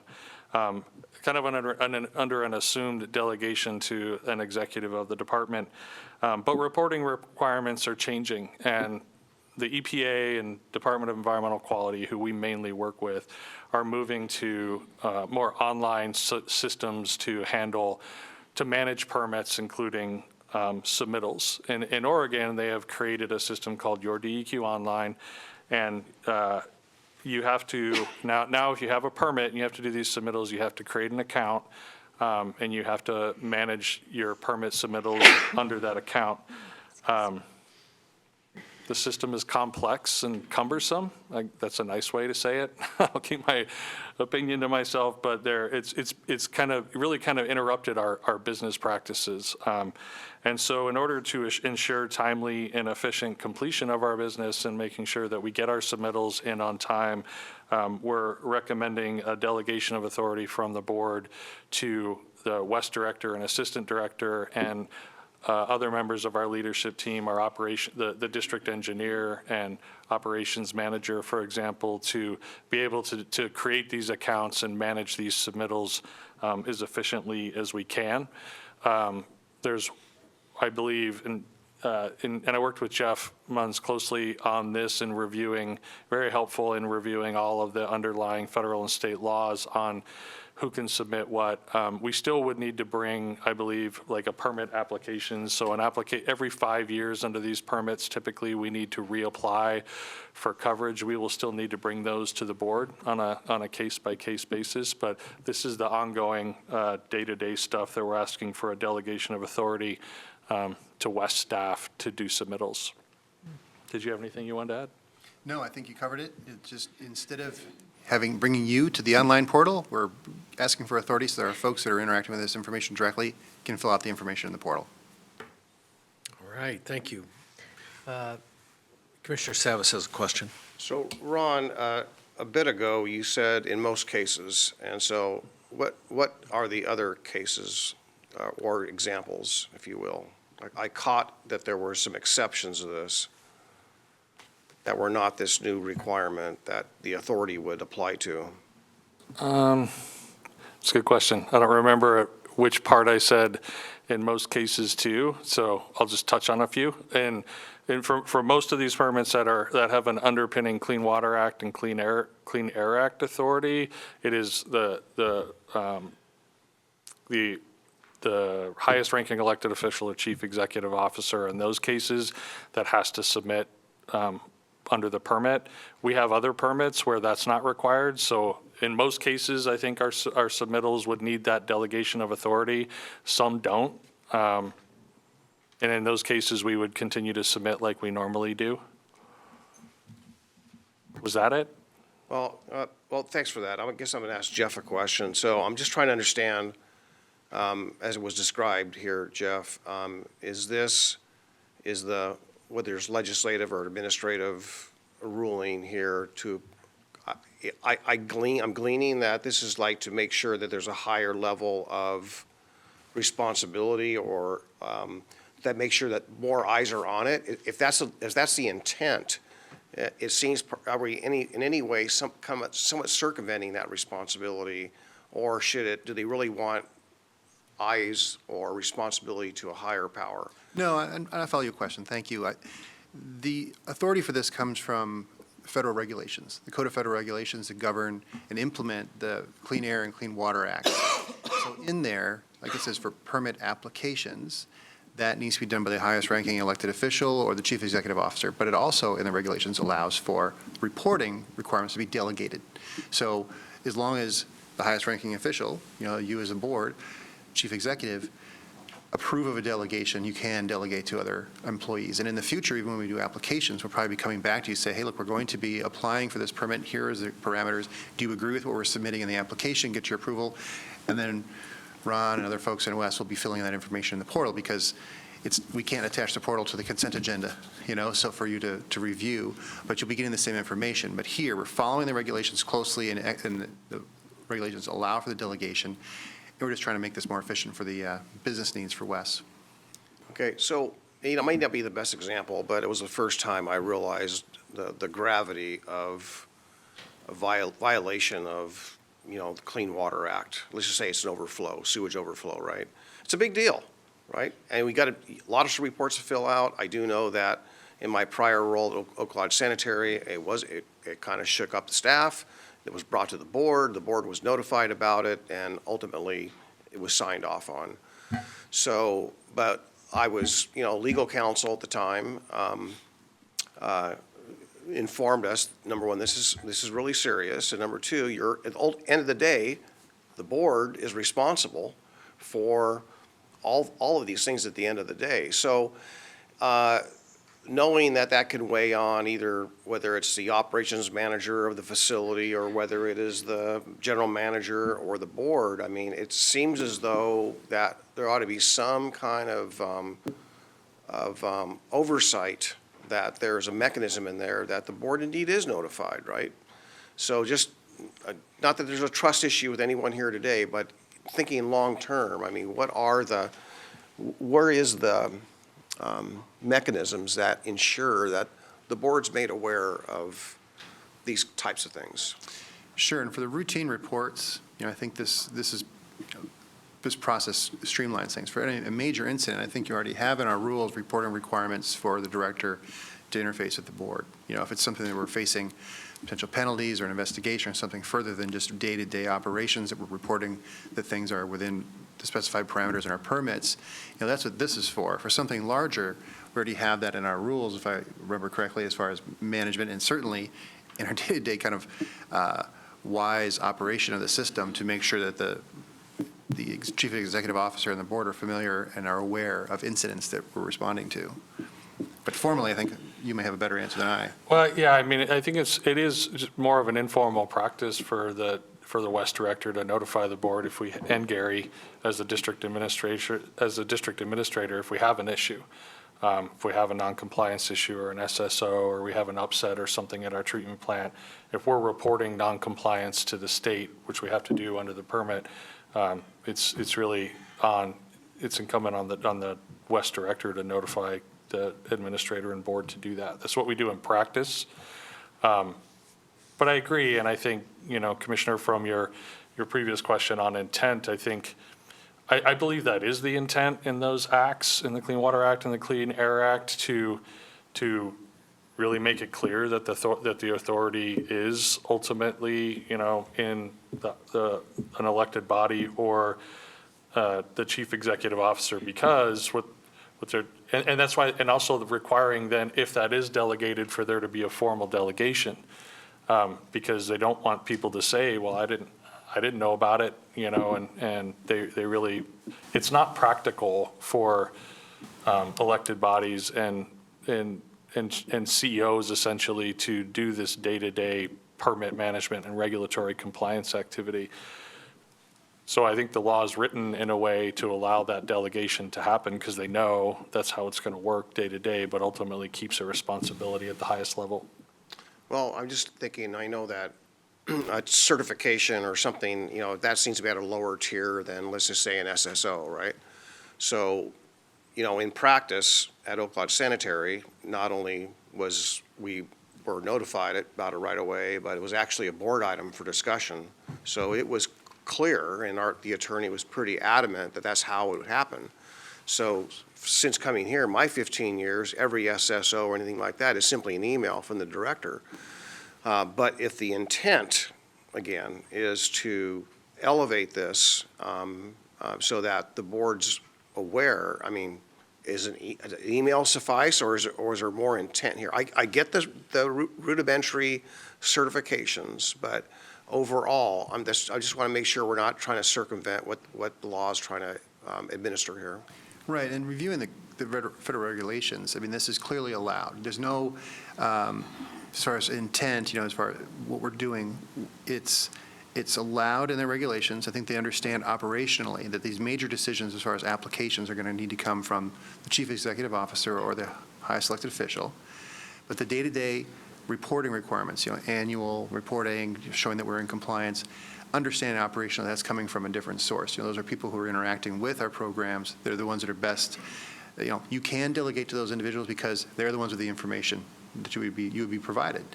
There's nothing in there that limits that as far as who and what, other than it's just reporting and not applications and those types of events, those types of matters. So it's clearly contemplated. It's clearly the intent in that regulation to allow for delegation. And we're trying to do it here simply because physically it's changed. We're doing it as a portal. It's an online thing instead of a report that we can bring in requiring a signature. Now, in this order of delegation, you can certainly talk about if there are things that we're reporting that are violations or something at that level, requiring it to be provided to the board in whatever form you would like that. That's a report that we could put together, but the order is simply to provide for that delegation to fill out the day-to-day, month-to-month type reporting. And Commissioner, if I can just briefly speak to as well, like the difference between a certified compliance report and a notice for like a sanitary system overflow or SSO or other non-compliance event. The certified compliance report is actually held to a much higher standard than a notification for like an SSO. Okay. Those are the reports that have language in there saying, I have the authority to submit this compliance report. I've been given the authority. It was prepared under my guidance and knowledge. Whereas some of the operational things like an SSO or even some non-compliance, those don't require that highest level of certification. I totally hear what you're saying on making sure the board is informed of those events and those activities, and we can certainly work on that. Right. All right, thanks. Gary. To accommodate what Commissioner Savas is suggesting, I suggest in the board order, the last whereas, you clarify. You mentioned limited signing authority, say exactly what that means. Routine, minor reports only. Because we all understand the intent today, but when we're all retired or gone in 5 or 10 years, people may not understand what that means, and there are some things that does need to go to the board of directors. So would you please clarify that in the board order? And I think that resolves the request. Thank you. No, is that going to require them coming back then? Or can They we? still have to come back because this will come to a business meeting for you to approve the board order. You're just giving direction today to move the board order forward if you decide to do that. No, my only comment was in relation to what Commissioner Savas said is because of the new technology, which my hard drive is full. I don't have room for new technology up here. I'm cool with you guys doing it, and it's pretty cut and dried, is to give authority to West supervisory staff to submit reports and certifications required by federal and state permits on the board's behalf. that's pretty cut and dried, but I think adding additional language will help with that too, in the event of something more major. I think that there should be other forms of communication, so go ahead. No, that's it. So Gary, what was your edit again? But on the draft board order, the last whereas, which is on your screens, Commissioners, where it says necessary to delegate limited authority, define what that means. The limited authority is, and you can add to that, Jeff, but I suggest routine, minor reports, or certifications. All other matters go to the Board of Directors. Something like that. Yeah, and we can work on that language and then call it out specifically in the staff report when it comes back to you, so you'll see exactly what we have changed to address that question. And if, of course, if you see anything ahead of consent agenda on that, please contact us and we can talk about it. Okay, so one other thing, I'm looking at the language there, and I see the word supervisors. That doesn't mean a lot to me. Well, we listed in the therefore to the specific titles. The director, assistant director, technical division manager, and capital division manager hereby delegated authority to submit permit reports and certifications required by federal and state permits. And then the director and assistant director shall direct which managers will complete which reports. But those managers are those people by title. So, it's the tier of managers just below the director and deputy director. And those, we're not having people, that are, we're having top supervisors have this authority. We're not having it disseminate further into the organization. Right, so why isn't it not managers instead of supervisors up there? You can change the word. I mean, you can use the exact technical titles as You ought well. to be consistent as opposed to confusing. Sure. Yeah, we can change that. Okay, thank you. All right. No further questions. Could I have a motion by someone here? I move to, what is the motion? Here you go. I'll help you this time. Oh, we're trading, yeah. I move to direct staff to prepare a board order delegating authorities to submit required permit reports and certification on the board's behalf with amendments discussed here today.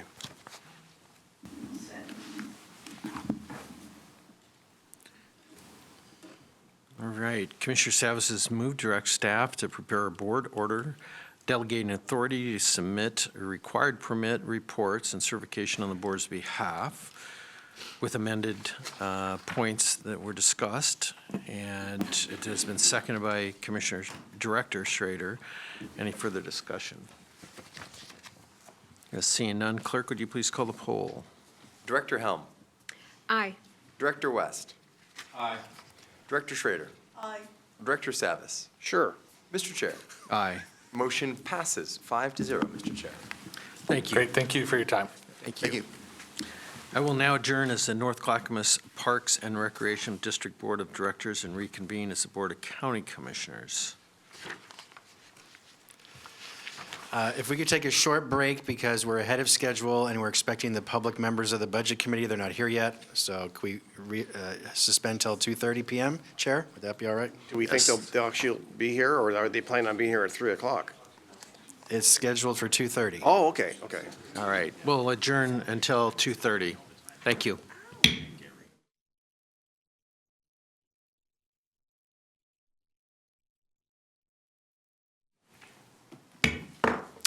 Well, welcome everyone to this September 30th, 2025 meeting of the Clackamas County Budget Committee. County Administrator Gary Schmidt, would you please call a roll again for us? Yes, thank you, Chair. Roll call for the Budget Committee. I'll start with the Commissioners. Commissioner West. Here. Commissioner Schrader. Here. Commissioner Helm. Here. Commissioner Savas. Present. Chair Roberts. Here. The public members of the committee, Mr. Rhodes. Here. Ms. Radar. Here. Mr. Cernak. Here. Ms. Lee. Here. And Mr. Karn is unable to join today at the last moment, but otherwise, everyone is here, 9 members of the 10. Thank you. Gary, what's first on the agenda? Yes, thank you, Chair, and I will help run through the agenda today with the support of our staff, Elizabeth Comfort, Finance Director, Sandra Montoya, Budget Manager, and Cindy Becker, Project Manager in the Office of County Administration. The first item of business, actually, is to seek your approval and vote for the Budget Committee meeting minutes for May 27 to 29, 2025. Copies of the minutes were distributed to you, and they're posted online. We're seeking if you have any edits to the minutes and/or a motion to approve the minutes, please. I move that we approve the minutes as posted. Second. Right, it sounds like I'm in charge of running this one then, Gary, so. Yes, Chair. James Rhodes has moved to approve the meeting minutes for the period of May 27th through the 29th, 2025. It has been seconded by Jan Lee, and is there any further discussion? Seeing none, clerk, would you please call the poll? Ms. Rader, Aye. Mr. Cernak, Aye. Ms. Lee, Aye. Mr. Rhodes, Aye. Commissioner West, Aye. Commissioner Schrader, Commissioner Helm, Aye. Commissioner Savas, Aye. Mr. Chair. Aye. Motion passes 9-0, Mr. Chair, with one absence. Thank you. Gary, what's next? Thank you. Next is July 2025 year-to-date revenue and expenses. Elizabeth and Sandra will present. Go ahead, please. Good afternoon, Sandra Montoya, Budget Manager. So before you, in your packet, and let me get to the page number and I'll read that out. So we've got on page 12, it's Clackamas County. That is all funds in Clackamas County. And it's just revenues on the top and then expenses on the bottom. What I would like to point out is this is July. July, because it is the first month of our fiscal year, one is that we only have a portion of one payroll. So you're going to see that personnel is very low and the expenses. And that's because the majority of the personnel expenses were posted back into June. It's called an accrual and it's an accounting process. And then the other portion of the payroll went into August. So only 4 days of the payroll got posted into July, and you'll just have to trust me that it's proper accounting, but that's why you're seeing it so low in July. So July, just as a form of practice, always kind of skews our months, and it doesn't really normalize until you see it in a quarterly number. So we just want to forewarn you, don't get thrown off by the numbers that you're seeing in personnel in July. Beyond that, then you're going to see materials and services and capital outlay. Those three categories together make up our operating subtotal. And then beyond that, you'll see debt service, special payments, transfers, and contingency. And again, the first page on page 12 is all of Clackamas, all funds. The next one we've got is the general fund. And the column over, you'll see it's an 8.3% average. All we've done is done 12 months or a year divided by 12 so that we have 8.3. That's just a reference point for you so that you could sort of gauge, are we on track? Are we on or off? Some revenues don't come in 1/12, and some costs don't come in on a 1/12 basis. So when there's anomalies like that, what we're going to try and do is put notes to the side. And really, because this is our first month, we're really just kind of testing out for you. Do you like this format? Is there something that you want that's different? And we are very flexible and happy to make adjustments so that you're getting the data that you want. And we're meeting your needs. As time goes on, we will be able to do graphs for you so that you can see a month over month or a quarter over quarter. It's just coming in with this one, there isn't any data to give you as a comparison, so you don't have a table that compares. So I just want to put that out there. Beyond the all Clackamas and the general fund, we do have the component units, so that's the agencies and the districts that you hear about or you see about with the other budget committees. And you are not over those, but we just wanted to put those all out there and so that they're reportable, because the budget committee also is made up of the board, and so there would be interest by the board. But this budget committee is only over Clackamas County, which would be page 12 and page 13. So with that, if you want me to dive into any specifics, we can do that, or if you have any questions. Yeah, Commissioner Savas has So I have a question, and maybe you said it. If you did, I'm sorry, but I was studying the numbers as you were speaking. So if you ask about the format and what we think, so I'm going to tell you what I think, or what I'd like to see, I guess, and that is, but let me first start with a question. You've got the data for all of July and August, I would gather, right? Because we're in the end of September. So you can see that, you already have that there. So how come we don't have maybe, I mean, I'm trying to understand your ask, right? How we want to see different. So this doesn't tell me a whole lot. I mean, the second column, right, where that shows the 33,919,000, that doesn't tell me a whole lot. Especially when you qualify it with saying that's not the full picture, it's only part of the payroll. So what would you recommend if we want to get a better picture? Would it be, like 2 months in or 3 months in, or would it be a series? I mean, what do you recommend? So a full quarter for quarter one. Once we get past quarter one, things will normalize significantly. And the rest of the months of the year, July, the beginning, is always going to look a little abnormal, as is June of every fiscal year. June, it's because it's got a lot of accruals so it has a lot of expenses that get backdated into June. So it will look heavy. June will look abnormally heavy. July will look abnormally light on a financial statement, a financial report like this. So this is actually behaving very much like we would expect. Okay. Yes, so first quarter is when you're really going to get a good feel for how the activity is happening. And we close a month 45 days after month end. So the organization needs 45 days to close a period. So July 31st, we don't fully close through July 31st until September 15th. So that is our expectation for having good data for July 31st is September 15th. Okay. So for the quarter, that would be the middle of November. Correct. Okay. So I'd love to see that. Okay. And the other thing that I guess I looked at the other side, not of the equation, but of the calendar, is that when we sit here as a budget committee in May, June, we can't see all of June because it hasn't happened yet, right? And you don't have all of the numbers for May, right? So it's kind of fuzzy, but it'd be nice to know literally at this stage how that really did pan out, right? What were the actuals compared to where did it land, right? And by now, 45 days past, you mentioned September 15th, we would have that. So that would be another piece of information that I think I'd love to see.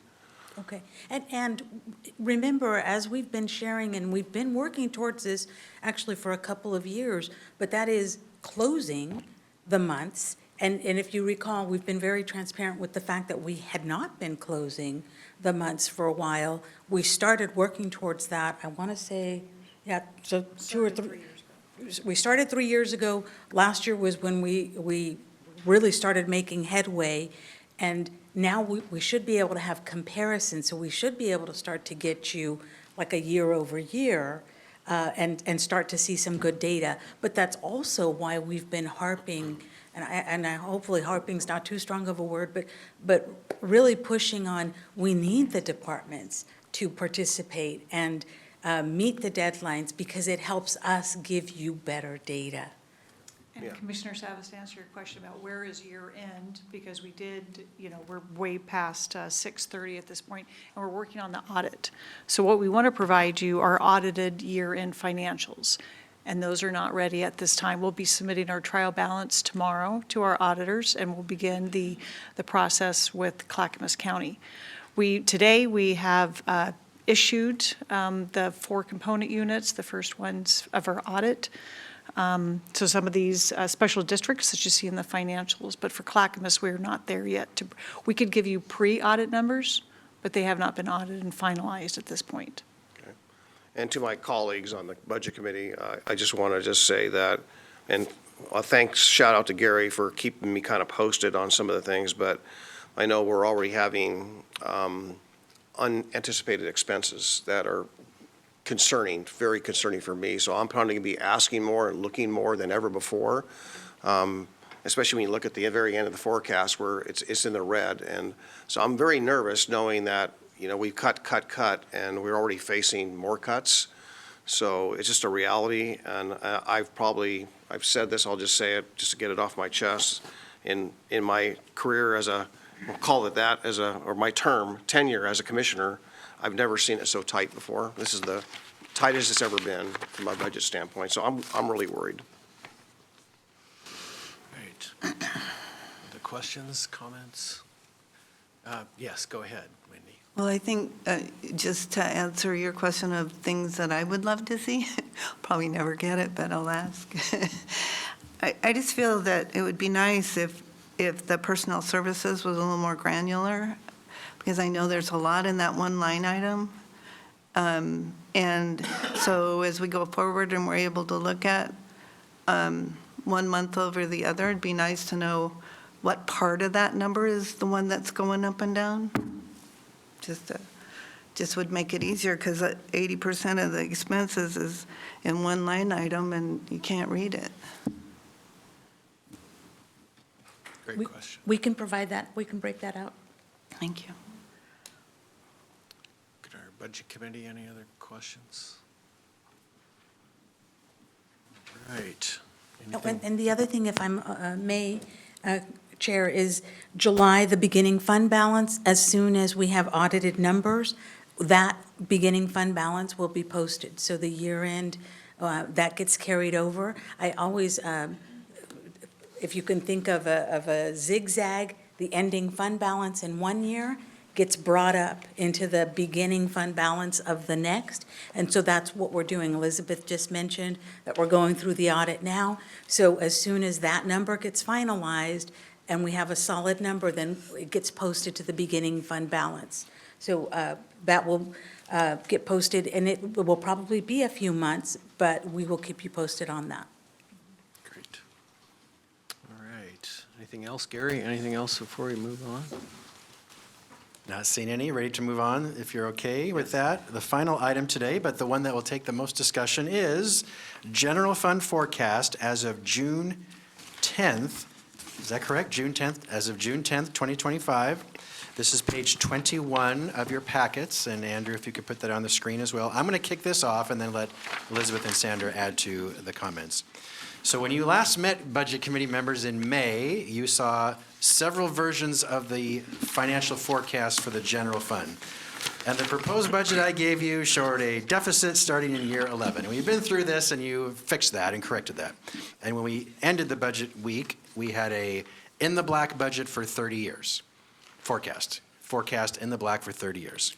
And now, as of June 10th, we're already in the red again. So I want to explain why. And then I also want to talk about some of the unanticipated expenses I am witnessing here at the county that I've told the commissioners about, but I want the public members to know as well. And I've already said this publicly, so it's not a surprise. First, the forecast. If you're looking online, you can see year now 29 and 30, or actually year 30 and 31 is in the red. And that is for one purpose so far, and that is explained on page 22, the next page.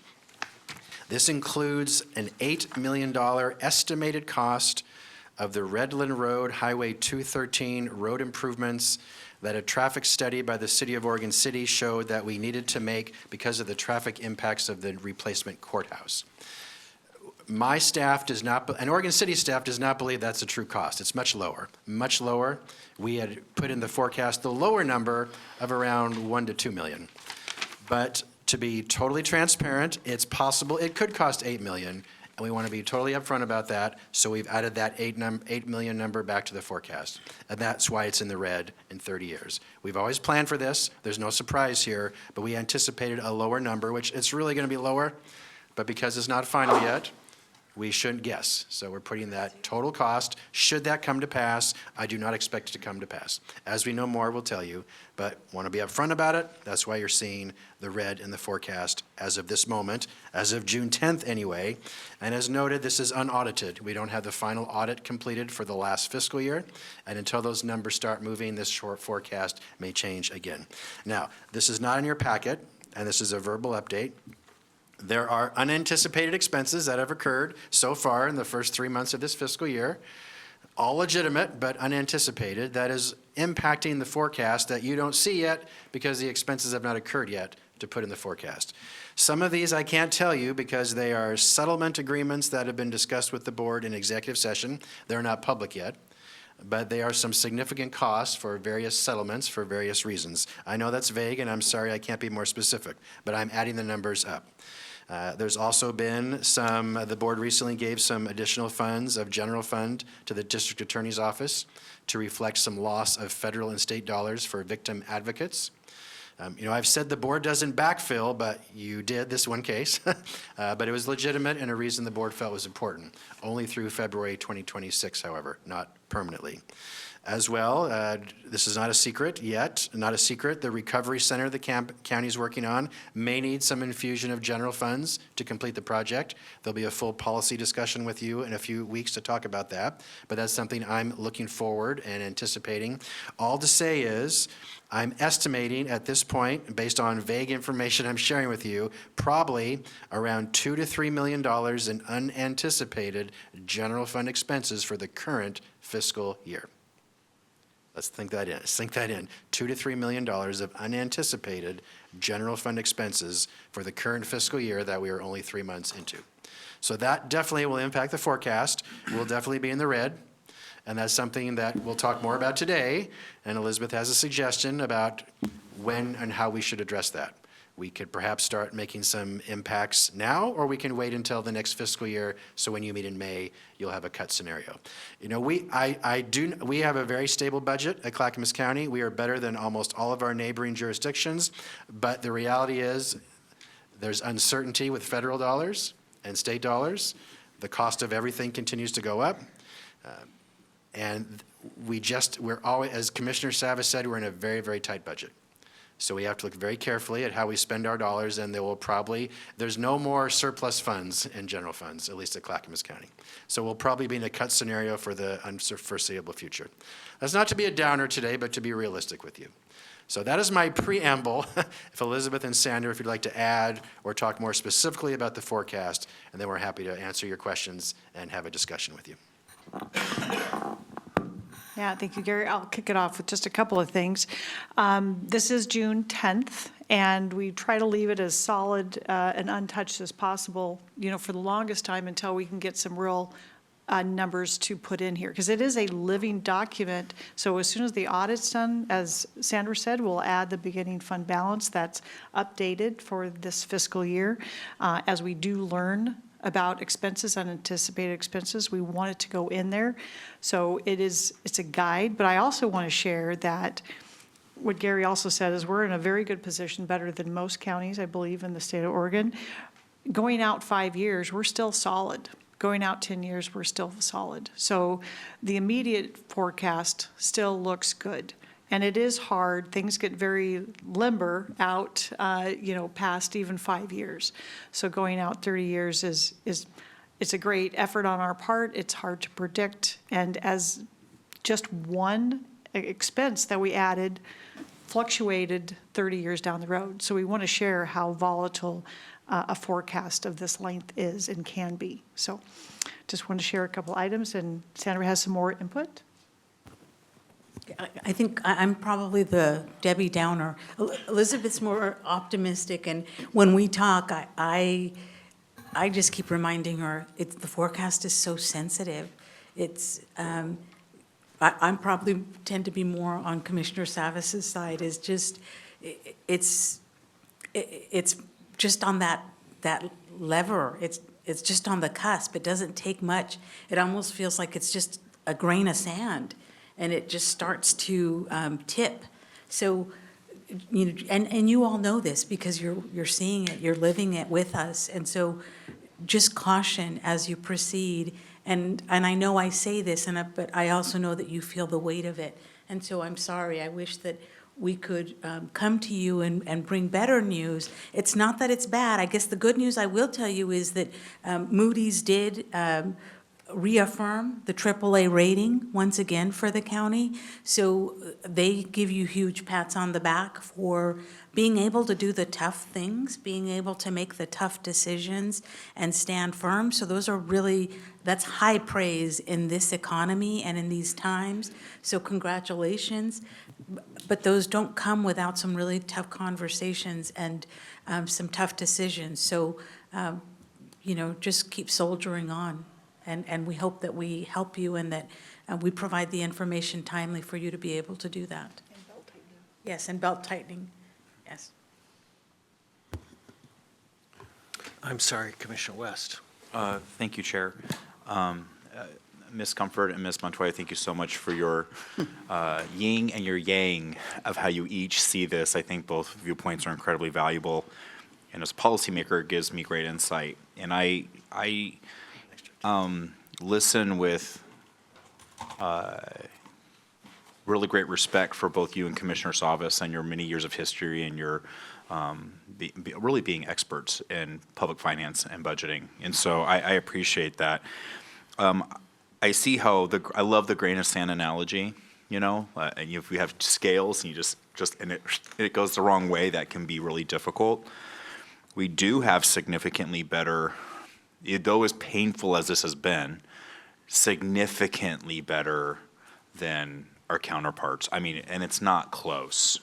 We're talking like tens of millions of dollars in our counterparts in our other counties and cities that would be comparable to us. And we're talking right now, I mean, Gary's talking about 3 or 4 million, and we're looking at when I don't know if none of us will be here, in year 29 and 30 or 30 and 31, not even close. And so is it accurate? I know we're trying to be aspirational, and I actually like the principles and the values on why we did this very, it's really a strict kind of forecast outlook and the importance of being always in the black. However, I don't even know what I'm gonna eat for breakfast tomorrow morning, let alone understand if this is even, I mean, it's a little bit of it is a guess. I mean, it's like blindly throwing the dart into, it is, we have no idea actually if that is true. And maybe we should revisit why we're doing that, because it's so different than everyone else. And maybe talk about like what the goal was to go so far out to the point to where if we buy paper clips in the county, a grain of sand is gonna shift, right? And so, I'm not saying we shouldn't be doing this. I know we are principled in why we did it, but I think just because we're bringing this up for the public's edification, this is an important decision that we made as a body, and maybe talking about that again and what the goal was and the impact of the courthouse and other things. So, you're right, but we actually have no idea if we're in the black or the red 30 years out from now. Thank you, Commissioner. Commissioner Savas. Yeah, well, just to respond to Commissioner West, I think the forecast and being very deliberate about this is the best tool we can ask for to kind of see out there.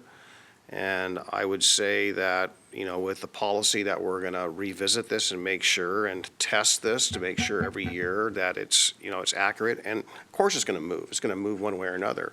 But I ask myself, are we, staff are all doing a great job. I don't question anything. I have complete confidence in our staff. But I ask myself sometimes, even we have this, are we actually underestimating the expenses, or, because we're at the precipice, right, of going into now with Gary shared a little bit, it's probably more and more red. But I also look at the fact that here we are, we're 3 months in, and we already got at least a few million that we didn't anticipate, plus this possible increase. So you multiply that times 3 more quarters to come, if that's a trend, we're going to be in trouble. Another way of saying it is one annual $100,000 expense added into this formula comes up after 30 years with an accelerator, even without an accelerator, it's $3 million a year that you go into the red, right? And if you put an inflationary thing, it's even a bigger number. And then it multiplies. So I think what a lot of people don't understand is how percentages multiply and compound and compound and compound. So that's the unknown. We've got a revenue base, right, which is going to be the taxes. We hope that it comes out that way. It could be a little worse, could be a little better. It'll be recalibrated every year, so we have the best picture we can get. Sandra used the grain of sand, I use the snowball, right? So, I just kind of look at it that if we don't get a hold of it now, it's going to be so big, it'll be an avalanche, right? So we got to make sure we contain it. And this is the tool to help contain us and guide us to make sure. Short-term gain is short-term gain, and if we just have a hole that's that big, there's no way our kids or our grandkids are going to be able to dig their way out. So that's why I advocate for this and appreciate the work. But it's a very dynamic document. Just remember that. It's always a dynamic document, and we're going to constantly be recalibrating. We can only foresee what we can foresee, Commissioner. And I brought up earlier today, I'll just use this as an example, like what if the timber receipts change for ONC lands? That's a giant infusion of cash, and then that completely changes the dynamic too. But that happens, we know our 5-year forecast is solid and are probably 7, maybe even out to 10. But beyond that, it's Vegas. We're gambling. We have no idea. And so what's the balance in being functional good government, being the opposite of most of Oregon and having austerity and being principled with public dollars in a way that the state has, well, frankly, never quite been able to do since I've been alive, right? How do you build that public trust? But also, how are we able to function and do good government if we're shackled by 30 years out when we really have no damn idea what that's going to look like? So where's the balance there in being able to be functional? Are we acting fearful and paralyzed by that fear by a 30-year mark? Are we able to be responsive and effective but still being judicious with public dollars? It doesn't quite answer my question because we could go either way and swing at any instance. Look at how volatile state and federal government is. And the federal government, and we're caught in the middle like a piece of beef jerky with 2 dogs going at it. And that swings this wildly, and we have no idea, especially 30 years out, with a different generation sitting here, what that looks like. And are we paralyzing ourselves from being effective? Thank you. Commissioner Helm? Yeah, I like this. And I appreciate this document, and I actually appreciate it going out into the future as well. I share both your thoughts about it being a little depressing. There's a lot of variables. Obviously, there's a lot of variables, and it is aspirational. I understand that. But it also keeps us in check, and it also keeps us with our eye on the ball throughout the process. And while you don't know what you're having for breakfast tomorrow, I bet when you bought your house, you had a way to pay for it. Had a job, correct. Exactly. Yeah. So you had a plan in place for a big expense like that every month. So I think the comparison is a little odd, but that's okay. I like this because I think that we need to visit this often. And when we sit here as a board and have discussions about a recovery center or the property next to the recovery center or an event center, and we don't have money to pay for things right now, we should really be putting those things on the back burner until we have a way to be financially stable. And to stay financially stable is not to go spend more money. So I share probably Commissioner Savas's thoughts on this because I love P&Ls and I love your guys' version of a P&L. It needs a little more information for me, but Paul already said if it had previous years on it, that'd be really helpful to me to see actuals last year versus this year. Because then you do get you get a good idea of the July numbers are odd, but guess what? Last year's July numbers were odd because it only had 1 month of payroll. So I live and breathe P&Ls because they tell the whole story. So I appreciate these documents. Thank you. Yeah, just a couple of comments. And first of all, thank you for the hard work of bringing this information and just kind of my own philosophy is I'm a big fan of quarterlies to really give you kind of this accurate forecast, which is how it kind of planned for the year and adjust throughout the year. I think it's, when we get those, obviously, then we look at those and figure out how to adjust. So whether it's keeping positions open, whether it's cut back on cost, I mean, I think that that's really, to me, has always been a good gauge of really how to kind of keep us within budget. I do want to just kind of express my concern, just economically, both locally, throughout the state and nationally. Some federal dollars, I mean, we were questionable whether or not we were going to get some up to $158 million. We're also concerned about economically here locally. I mean, when you see Starbucks shutting down lots of stores, people, honestly, those expensive coffees are out for a lot of people. McDonald's, and you're really just seeing impact across the community. You're also seeing bankruptcies are up. I've talked to a number of businesses that just are struggling to keep their doors open. I mean, I talked to one who's going to close his doors. I know another one that just filed bankruptcy. So, I mean, when I look around our community, what's going on, I do have concern. And I know that as I look at it, I got into this because I knew that courthouse took away our cushion, and that's what causes me concern. And I agree with Commissioner Helm over here to be really cautious about spending event center or something. I'm all about trying to look, is there ways to generate revenue or other cost savings? The golf course, for example, does generate revenue. It does help offset other costs, and I think right now, all of us just having to be extremely frugal.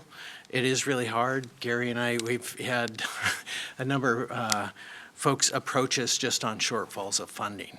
And so right now, I believe we are on the precipice of really some tough financial decisions. And as we move forward, I just say we've got to move very cautiously. And I do appreciate the work. I do kind of following up on, I agree with Ben, I agree with Paul. I think it's always nice to kind of see that 30-year forecast. I really rely on the 5 or 10-year forecast as really kind of where we're more likely pretty close to. And obviously, a lot of things can happen. I do want you all to know, I mean, we are working very diligently trying to secure federal dollars. We're looking at state dollars. We're looking at private dollars.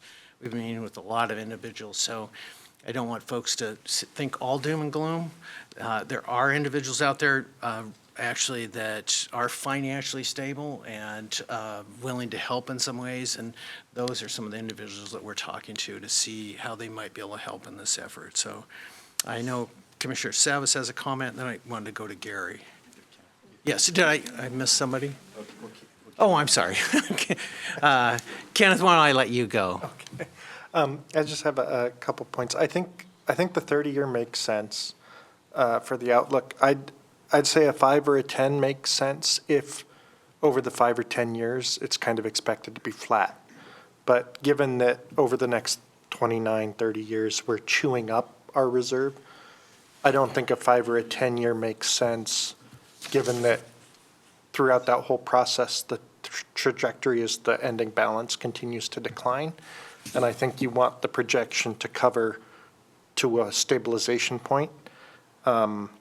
I've got a couple of quick questions. One about the assumptions. I didn't notice anything about like an interest revenue factor. Is any of the unappropriated general fund balance in interest generating investment, or is that just sitting in cash?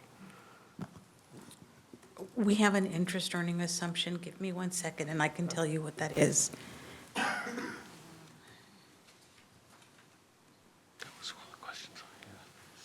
Unencumbered.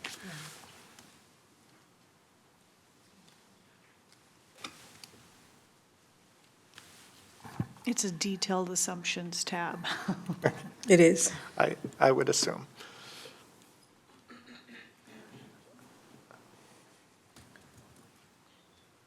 Would you like to ask your other questions?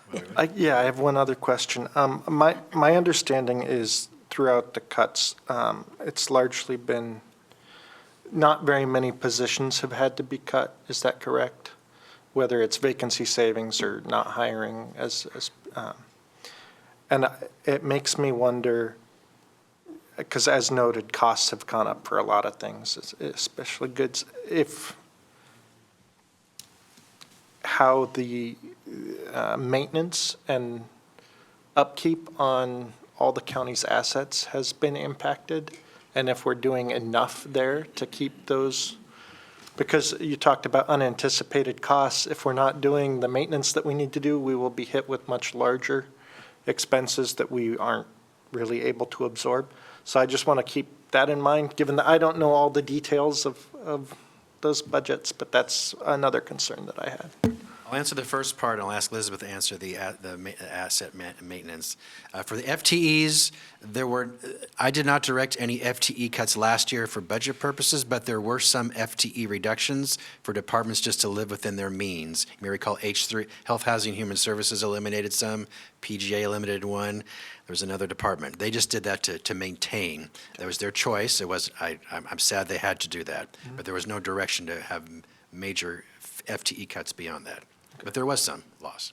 And Elizabeth, can you answer the maintenance question, please? Yes, thank you. So we do have a very robust preventative maintenance program on our assets that is followed very closely. We also look at capital replacement and large capital projects to keep those assets working in addition to the preventative maintenance. We have them all identified. And because of, not an abundance of dollars, we're always shifting to look at what is the priority this year, what can we do in the next 6 months. We have identified, because the jail and several of the sheriff's office assets are in need, because we haven't had a saving, so we're kind of like, okay, now we need to replace the jail system. So where do we find those dollars? So we have allocated several $1 million a year for the sheriff's office assets as well, which are tracked, and the preventive maintenance is tracked separately, but the general fund is supporting those major assets. So it's a little bit of both, or a lot of both, preventative maintenance on our assets, as well as addressing those asset needs as they come up. That's it. Do you have the interest question answer? I do. We have a 2% growth assumption on the interest income. Okay, thank you. And also that's adjusted as that cash balance it changes. Thank you. Commissioner Schrader has a comment. Did you turn my light off, Craig? I'll turn it back. Oh, sorry. Better put my mic on. So you just mentioned facilities and maintenance and prevention. However, isn't it true that the courthouse is under a different structural umbrella where the maintenance is being taken care of? Could you address that a little bit? Yes. Yes. Thank you, Commissioner Schrader. So we have 3 components to our courthouse payment. One is the principal for the loan that was taken out to build the 4 corners of the courthouse. And then we also have the maintenance contract, which is Honeywell. And so the Honeywell contract, we pay also monthly, and that has an escalator each year for the 30 years. So that is separate from when I'm speaking of other courthouse, good catch, other county assets. So it's excluding the maintenance, particularly with the new courthouse. And isn't there a contract that, again, we are directly paying for that maintenance? Or Yes, it was negotiated with the whole RFP process to build the courthouse. A component was the maintenance, which includes a reserve component. So if we have an HVAC system, it has a lifespan of 20 years. We are actually anticipating putting those dollars toward that reserve to replace that HVAC system in 20 years. But it's all part of the initial contract that was established. Thank you. All right, thank you. Sorry about that, Paul. I didn't mean to turn your light No on. worries. So just responding to Commissioner West, as far as, I guess I would just paraphrase it, are we being too conservative, right? Essentially, I think that's maybe what you're trying to say, and, maybe it's not that bad. I'm just having the conversation. Right. I don't even disagree with you. Right, Yeah. right. But is there such thing that we are not being practical in how we do this, and we're actually kind of hamstringing ourselves? Is that that's mostly my conversation around that question, and just being honest about that? I'm not. I mean, I respect the decision of this very competent and experienced budget committee, and we clearly are outperforming and doing things differently than the rest of the region. Yeah, that's- Clearly. And that's what I wanted to And nobody's respond doing a 30-year, like, I don't know, I just watched the city of Wilsonville make a really bad financial decision so they could have something they want, so they could barely maybe make a 5-year forecast. And that's a city I live in. So, Yeah. I mean, I don't know, we just, So I want to build on that. That's where I really wanted to respond to. And I would say, like you just said, but a little bit differently. So we've been doing the longer-term forecast for quite a long time. So I would say that we're not in that position where we're better than some of the other large government by accident. We're in this position because we have taken this approach. So that just gives me confidence. The other things we don't really know is inflation. Is inflation is it going to level off? You know, I call that jaws of death when, you know, or where if you were to graph our expenses and then graph our revenues, clearly we're in a situation right now where costs are way outpacing our revenues. And our revenues are fixed. We're on a fixed income. Yeah. Basically that 3% plus a little bit of development money. Yeah. So that is one factor, and staff will be looking at that every year, budget year, every time we update this. And then when it comes to expenditures, you know, just be mindful that a one-time expenditure looks a lot different than an ongoing expenditure. I use my example of $100,000 per year on an ongoing, what that looks like after 30 years. It's a lot of money. And with regards to, for example, the golf course, I would say that, does it generate revenue? Yes. But a few years ago, it was underwater, and we take some of that revenue and we direct it to county parks to make it whole. But I remember for a period of time that the golf course was actually underwater. So we've actually recalibrated that, but the small amount of money it does generate, you know, goes towards county parks. But costs are associated with that, labor and all that. So it's not a huge cash cow, but it's just something we just always got to watch. So it's true to say that it does generate revenue, but there were times when it has not. So we got to watch it all the time to make sure we're still in the positive to get there. But again, all these variables, and then when I say dynamic, all these variables will be factored in, and we just can't predict the future on inflation or anything else. So, but we didn't get here by accident. My point. I agree. Gary, I'm sorry. Go ahead. I was just wondering if I could get a copy of the Moody's report, and if it'd be interesting to know if they had identified any potential risks or saw anything. Usually they say, you know, reasons for an upgrade would be this, or reason for a downgrade would be this, and then they're generally really clear about what those factors are. But I agree. I really think one of the most important variables is the economy and whether or not it's one-time expenditures or ongoing. And most of what I heard Gary say was one time. And if you just think about, you know, how much that would spend down your fund balance, you're still going to be in a really good position to maintain your AAA category unless there's some really big factor and as long as you can maintain your personnel costs. Because you talked about that $100 or $100,000 on an ongoing basis. That's where it's going, you know, it's not your one-time hits. It's going to be those additions that are going to kill you. And that's where inflation, you know, it's hard to measure right now. But a big hit, a big earthquake, or a big, you know, something like that, that's where you're going to lose your tax revenue. So I guess my point is, you know, you're managing at a AAA level, AAA bond rating level, which is like the gold standard. You guys are doing a great job. On the other hand, you know, it really is just a matter of a management decision about spending your fund balance, and, you know, that may or may not change your bond rating at all. It's just a management decision, and if you need to do it, you need to do it. And if there's a big earthquake or a big flood, everybody's in the same boat. So, you know, you can, I just wouldn't be afraid of that. You know. So. Thank you very much. Any other comments? I want to make sure I'm Yes. not missing. To answer Commissioner West's earlier question, 3 years ago, the Board of Commissioners directed me and staff, if we're going to pay for this courthouse internally, prove it. And it was Elizabeth and Sandra's brilliant idea, well, let's do a 30-year forecast and prove it. And you did, that we could fund it internally, but at an expense, figuratively speaking, that we be a tightly budgets for 30 years. So that's why we did the 30-year originally. And my opinion, I like it too, because it just helps us keep on course. And you're absolutely right. We can't predict 5 days from now, but 30 years is impossible. We make assumptions. We just do our best, and we revisit constantly and every year. And I quickly, if you'll indulge me, a quick story. When I became county administrator 6 years ago, the day before I became county administrator, I was a department director, and we had all heard there's about a $5 million deficit at the county we had to correct for the upcoming budget year.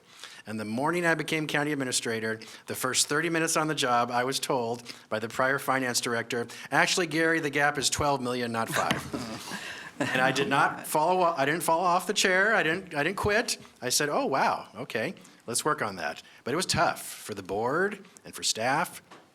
And ever since, we've been in a pickle. But we didn't have a 30-year forecast then. I don't think we had a 10-year forecast then. So to have this looking this far out, I think is very helpful for all of us, mainly for the board, just to help you make good, effective decisions on how you spend public dollars. That's all it is. We just do our best. So I would say we are not in terrible shape. We are not. So please don't anyone be alarmed. We just have to be very consistent and a careful eye on every dollar spent. I know the board is. I know members of the budget committee you are. I've raised some things for you to think about, all as you look forward on how you spend public dollars. So, thank you. And there's more to that story that Gary talked about, that 12 million, which 12, 13 million, because it just go back one budget cycle, and I was sitting up here getting shot at, so to speak. Gary was not administrator at that time, and I was saying, this forecast is not right. It doesn't match the other forecast. I did my numbers, I crunched it. We are off by at least 10 million on the forecast. And I had my colleagues on the dais saying, oh, Savvy, you know, this, you're wrong, you're so on and so forth. And so the moral of the story is that the way I got there was taking all these forecasts and crunching them and realized, I'm sorry, this is garbage. Those forecasts back then were not well done, and hence this kind of gives a undisputable record of at least how things were calculated, and that's why I got confidence. I don't want to go back to where we were before on that 5-year forecast that was very fuzzy at best. And being $13 million off, just imagine if that went on for a year. I mean, it wouldn't take very long to raise red flags, but there's an example of not doing it right. All right, any other comments? Jan? Yes, thank you. I really commend the staff and you as the commission for doing so well in these turbulent times. When we have something coming down at us from the federal government, we have the state government who's also impacted, and anything we can do at the local level to better our position is really appreciated by everybody in the county. Thank you. Comments? I'd like to kind of respond to Wendy's comment, and I think she's exactly right. I will just tell you, I unfortunately was around during the 2009, 10, 11 economic downturn, and I think we were all very nervous at that time. And what we ended up doing, all you were not here, and Gary wasn't in his position, but I still remember is we were putting more into reserve and contingencies at the time that I felt like it is raining. So as we navigate this, that's why I believe in economic forecasting as well, as how is our economy doing, and paying attention to that. And what you kind of touched on is that there might come a point in time where we might have to use some money, right? And that's kind of what I heard you say. And I think at that time we had a lot of vacancies. It did eliminate positions. So as we navigate these difficult times, I think we also take a hard look at doing all we can to keep all the employees that work here. So Just wanted to say that. So Gary, unless you had anything, or my colleagues? That is our agenda for today, unless any other comments anyone would like to make, or feedback for staff as we prepare you for May coming up, sooner than you think. So, Gary, you gave a rough run-through on some of the unanticipated, and I guess what I'm also looking for is a sense of where we landed on year-end with our presumed year-ends, right? Any surprises, anything out of line, everything come in under? Or is there anything any overages that we didn't anticipate from where we thought we would be? For the end of last fiscal year? And June 30. We don't have final numbers yet, so I don't want to say a number that's not accurate. We're still looking at all the departments. So I don't have an answer for you yet, but I'm not sure yet. Okay. Well, I do want to just get out on the table is that when we were talking about FTEs in May, June, at the budget cycle, that I think following that, I heard even more numbers that were, nothing was solid. It seems like there were things that were changing, and I want to better understand that because an FTE is, even $100,000 example we mentioned earlier, that's an underestimate for an FTE on average. I think an FTE on average is above 100,000. So if there's an FTE change, that's money. That's a cost, right? And if we are filling departments for real full-time positions to make that budget whole, and then it turns out that those positions weren't filled, that was also a cost we were paying for that we didn't need to pay for, right? So I just want to get a better idea of those numbers on the FTE side and make sure that how that's reported is done correctly. And I think the other one was, if I recall, was the postings. As far as the postings, I think somebody was touched on. Are postings now regular? I think we've heard that things have improved quite a bit, but are we where we want to be when it comes to timely postings? Are you speaking of the sheriff's office or the county? Anywhere, yeah. So that's a motion the Budget Committee made, in particular to the sheriff's office. We have till November, the sheriff's finance team and the county finance team. As Sandra mentioned earlier, and Elizabeth, we haven't closed July yet. So in the next few weeks, I hope, we'll report back to the board that first month of reporting. So we'll come back to you on that. We don't have that data yet. It appears to be working, I think, but we'll have that formal data for you. The FTEs quickly, if a department indeed had a vacancy at the end of the fiscal year, we sweep all the unused general fund back to the general fund. So any department that didn't spend the money for the general fund, we take it all back. So it goes back into the unappropriated fund balance, beginning fund balance. So we accommodate for that, but we do track it and need to track it. All to say is, I'm sorry it's so vague, but we want to close the audit and make sure the audit is clean and clear to give you accurate numbers. I hate to give you a number that will change. So that's why I don't have the exact data today. So would it be better maybe to have this meeting after that, like late November? Or, I'm just wondering how we can, I don't want to wait till next year for this group to meet again. So when's our next planned meeting? Actually, this committee will meet quarterly, and you're going to meet again, I think it's the December 9th. So yes. Okay. We'll have it all for you then. Excellent. Commissioner West has a question. Because we can be a little doom and gloomy, but there has been a really bright spot that we probably have not championed enough is that credit rating. And just for the public's edification, why is that the gold standard? Who issues that? And then why do you think we earned it? I guess that's for either Miss Comfort or Miss Montoya, and if you could maybe just toot the horn a little bit at Clackamas County about how our method of managing public dollars has really, we've earned some respect and something we should be proud of. So there's 3 companies that rate public agencies, Moody's, Standard & Poor's, and Fitch, and you have to request and pay for somebody to analyze your data and give you a credit rating.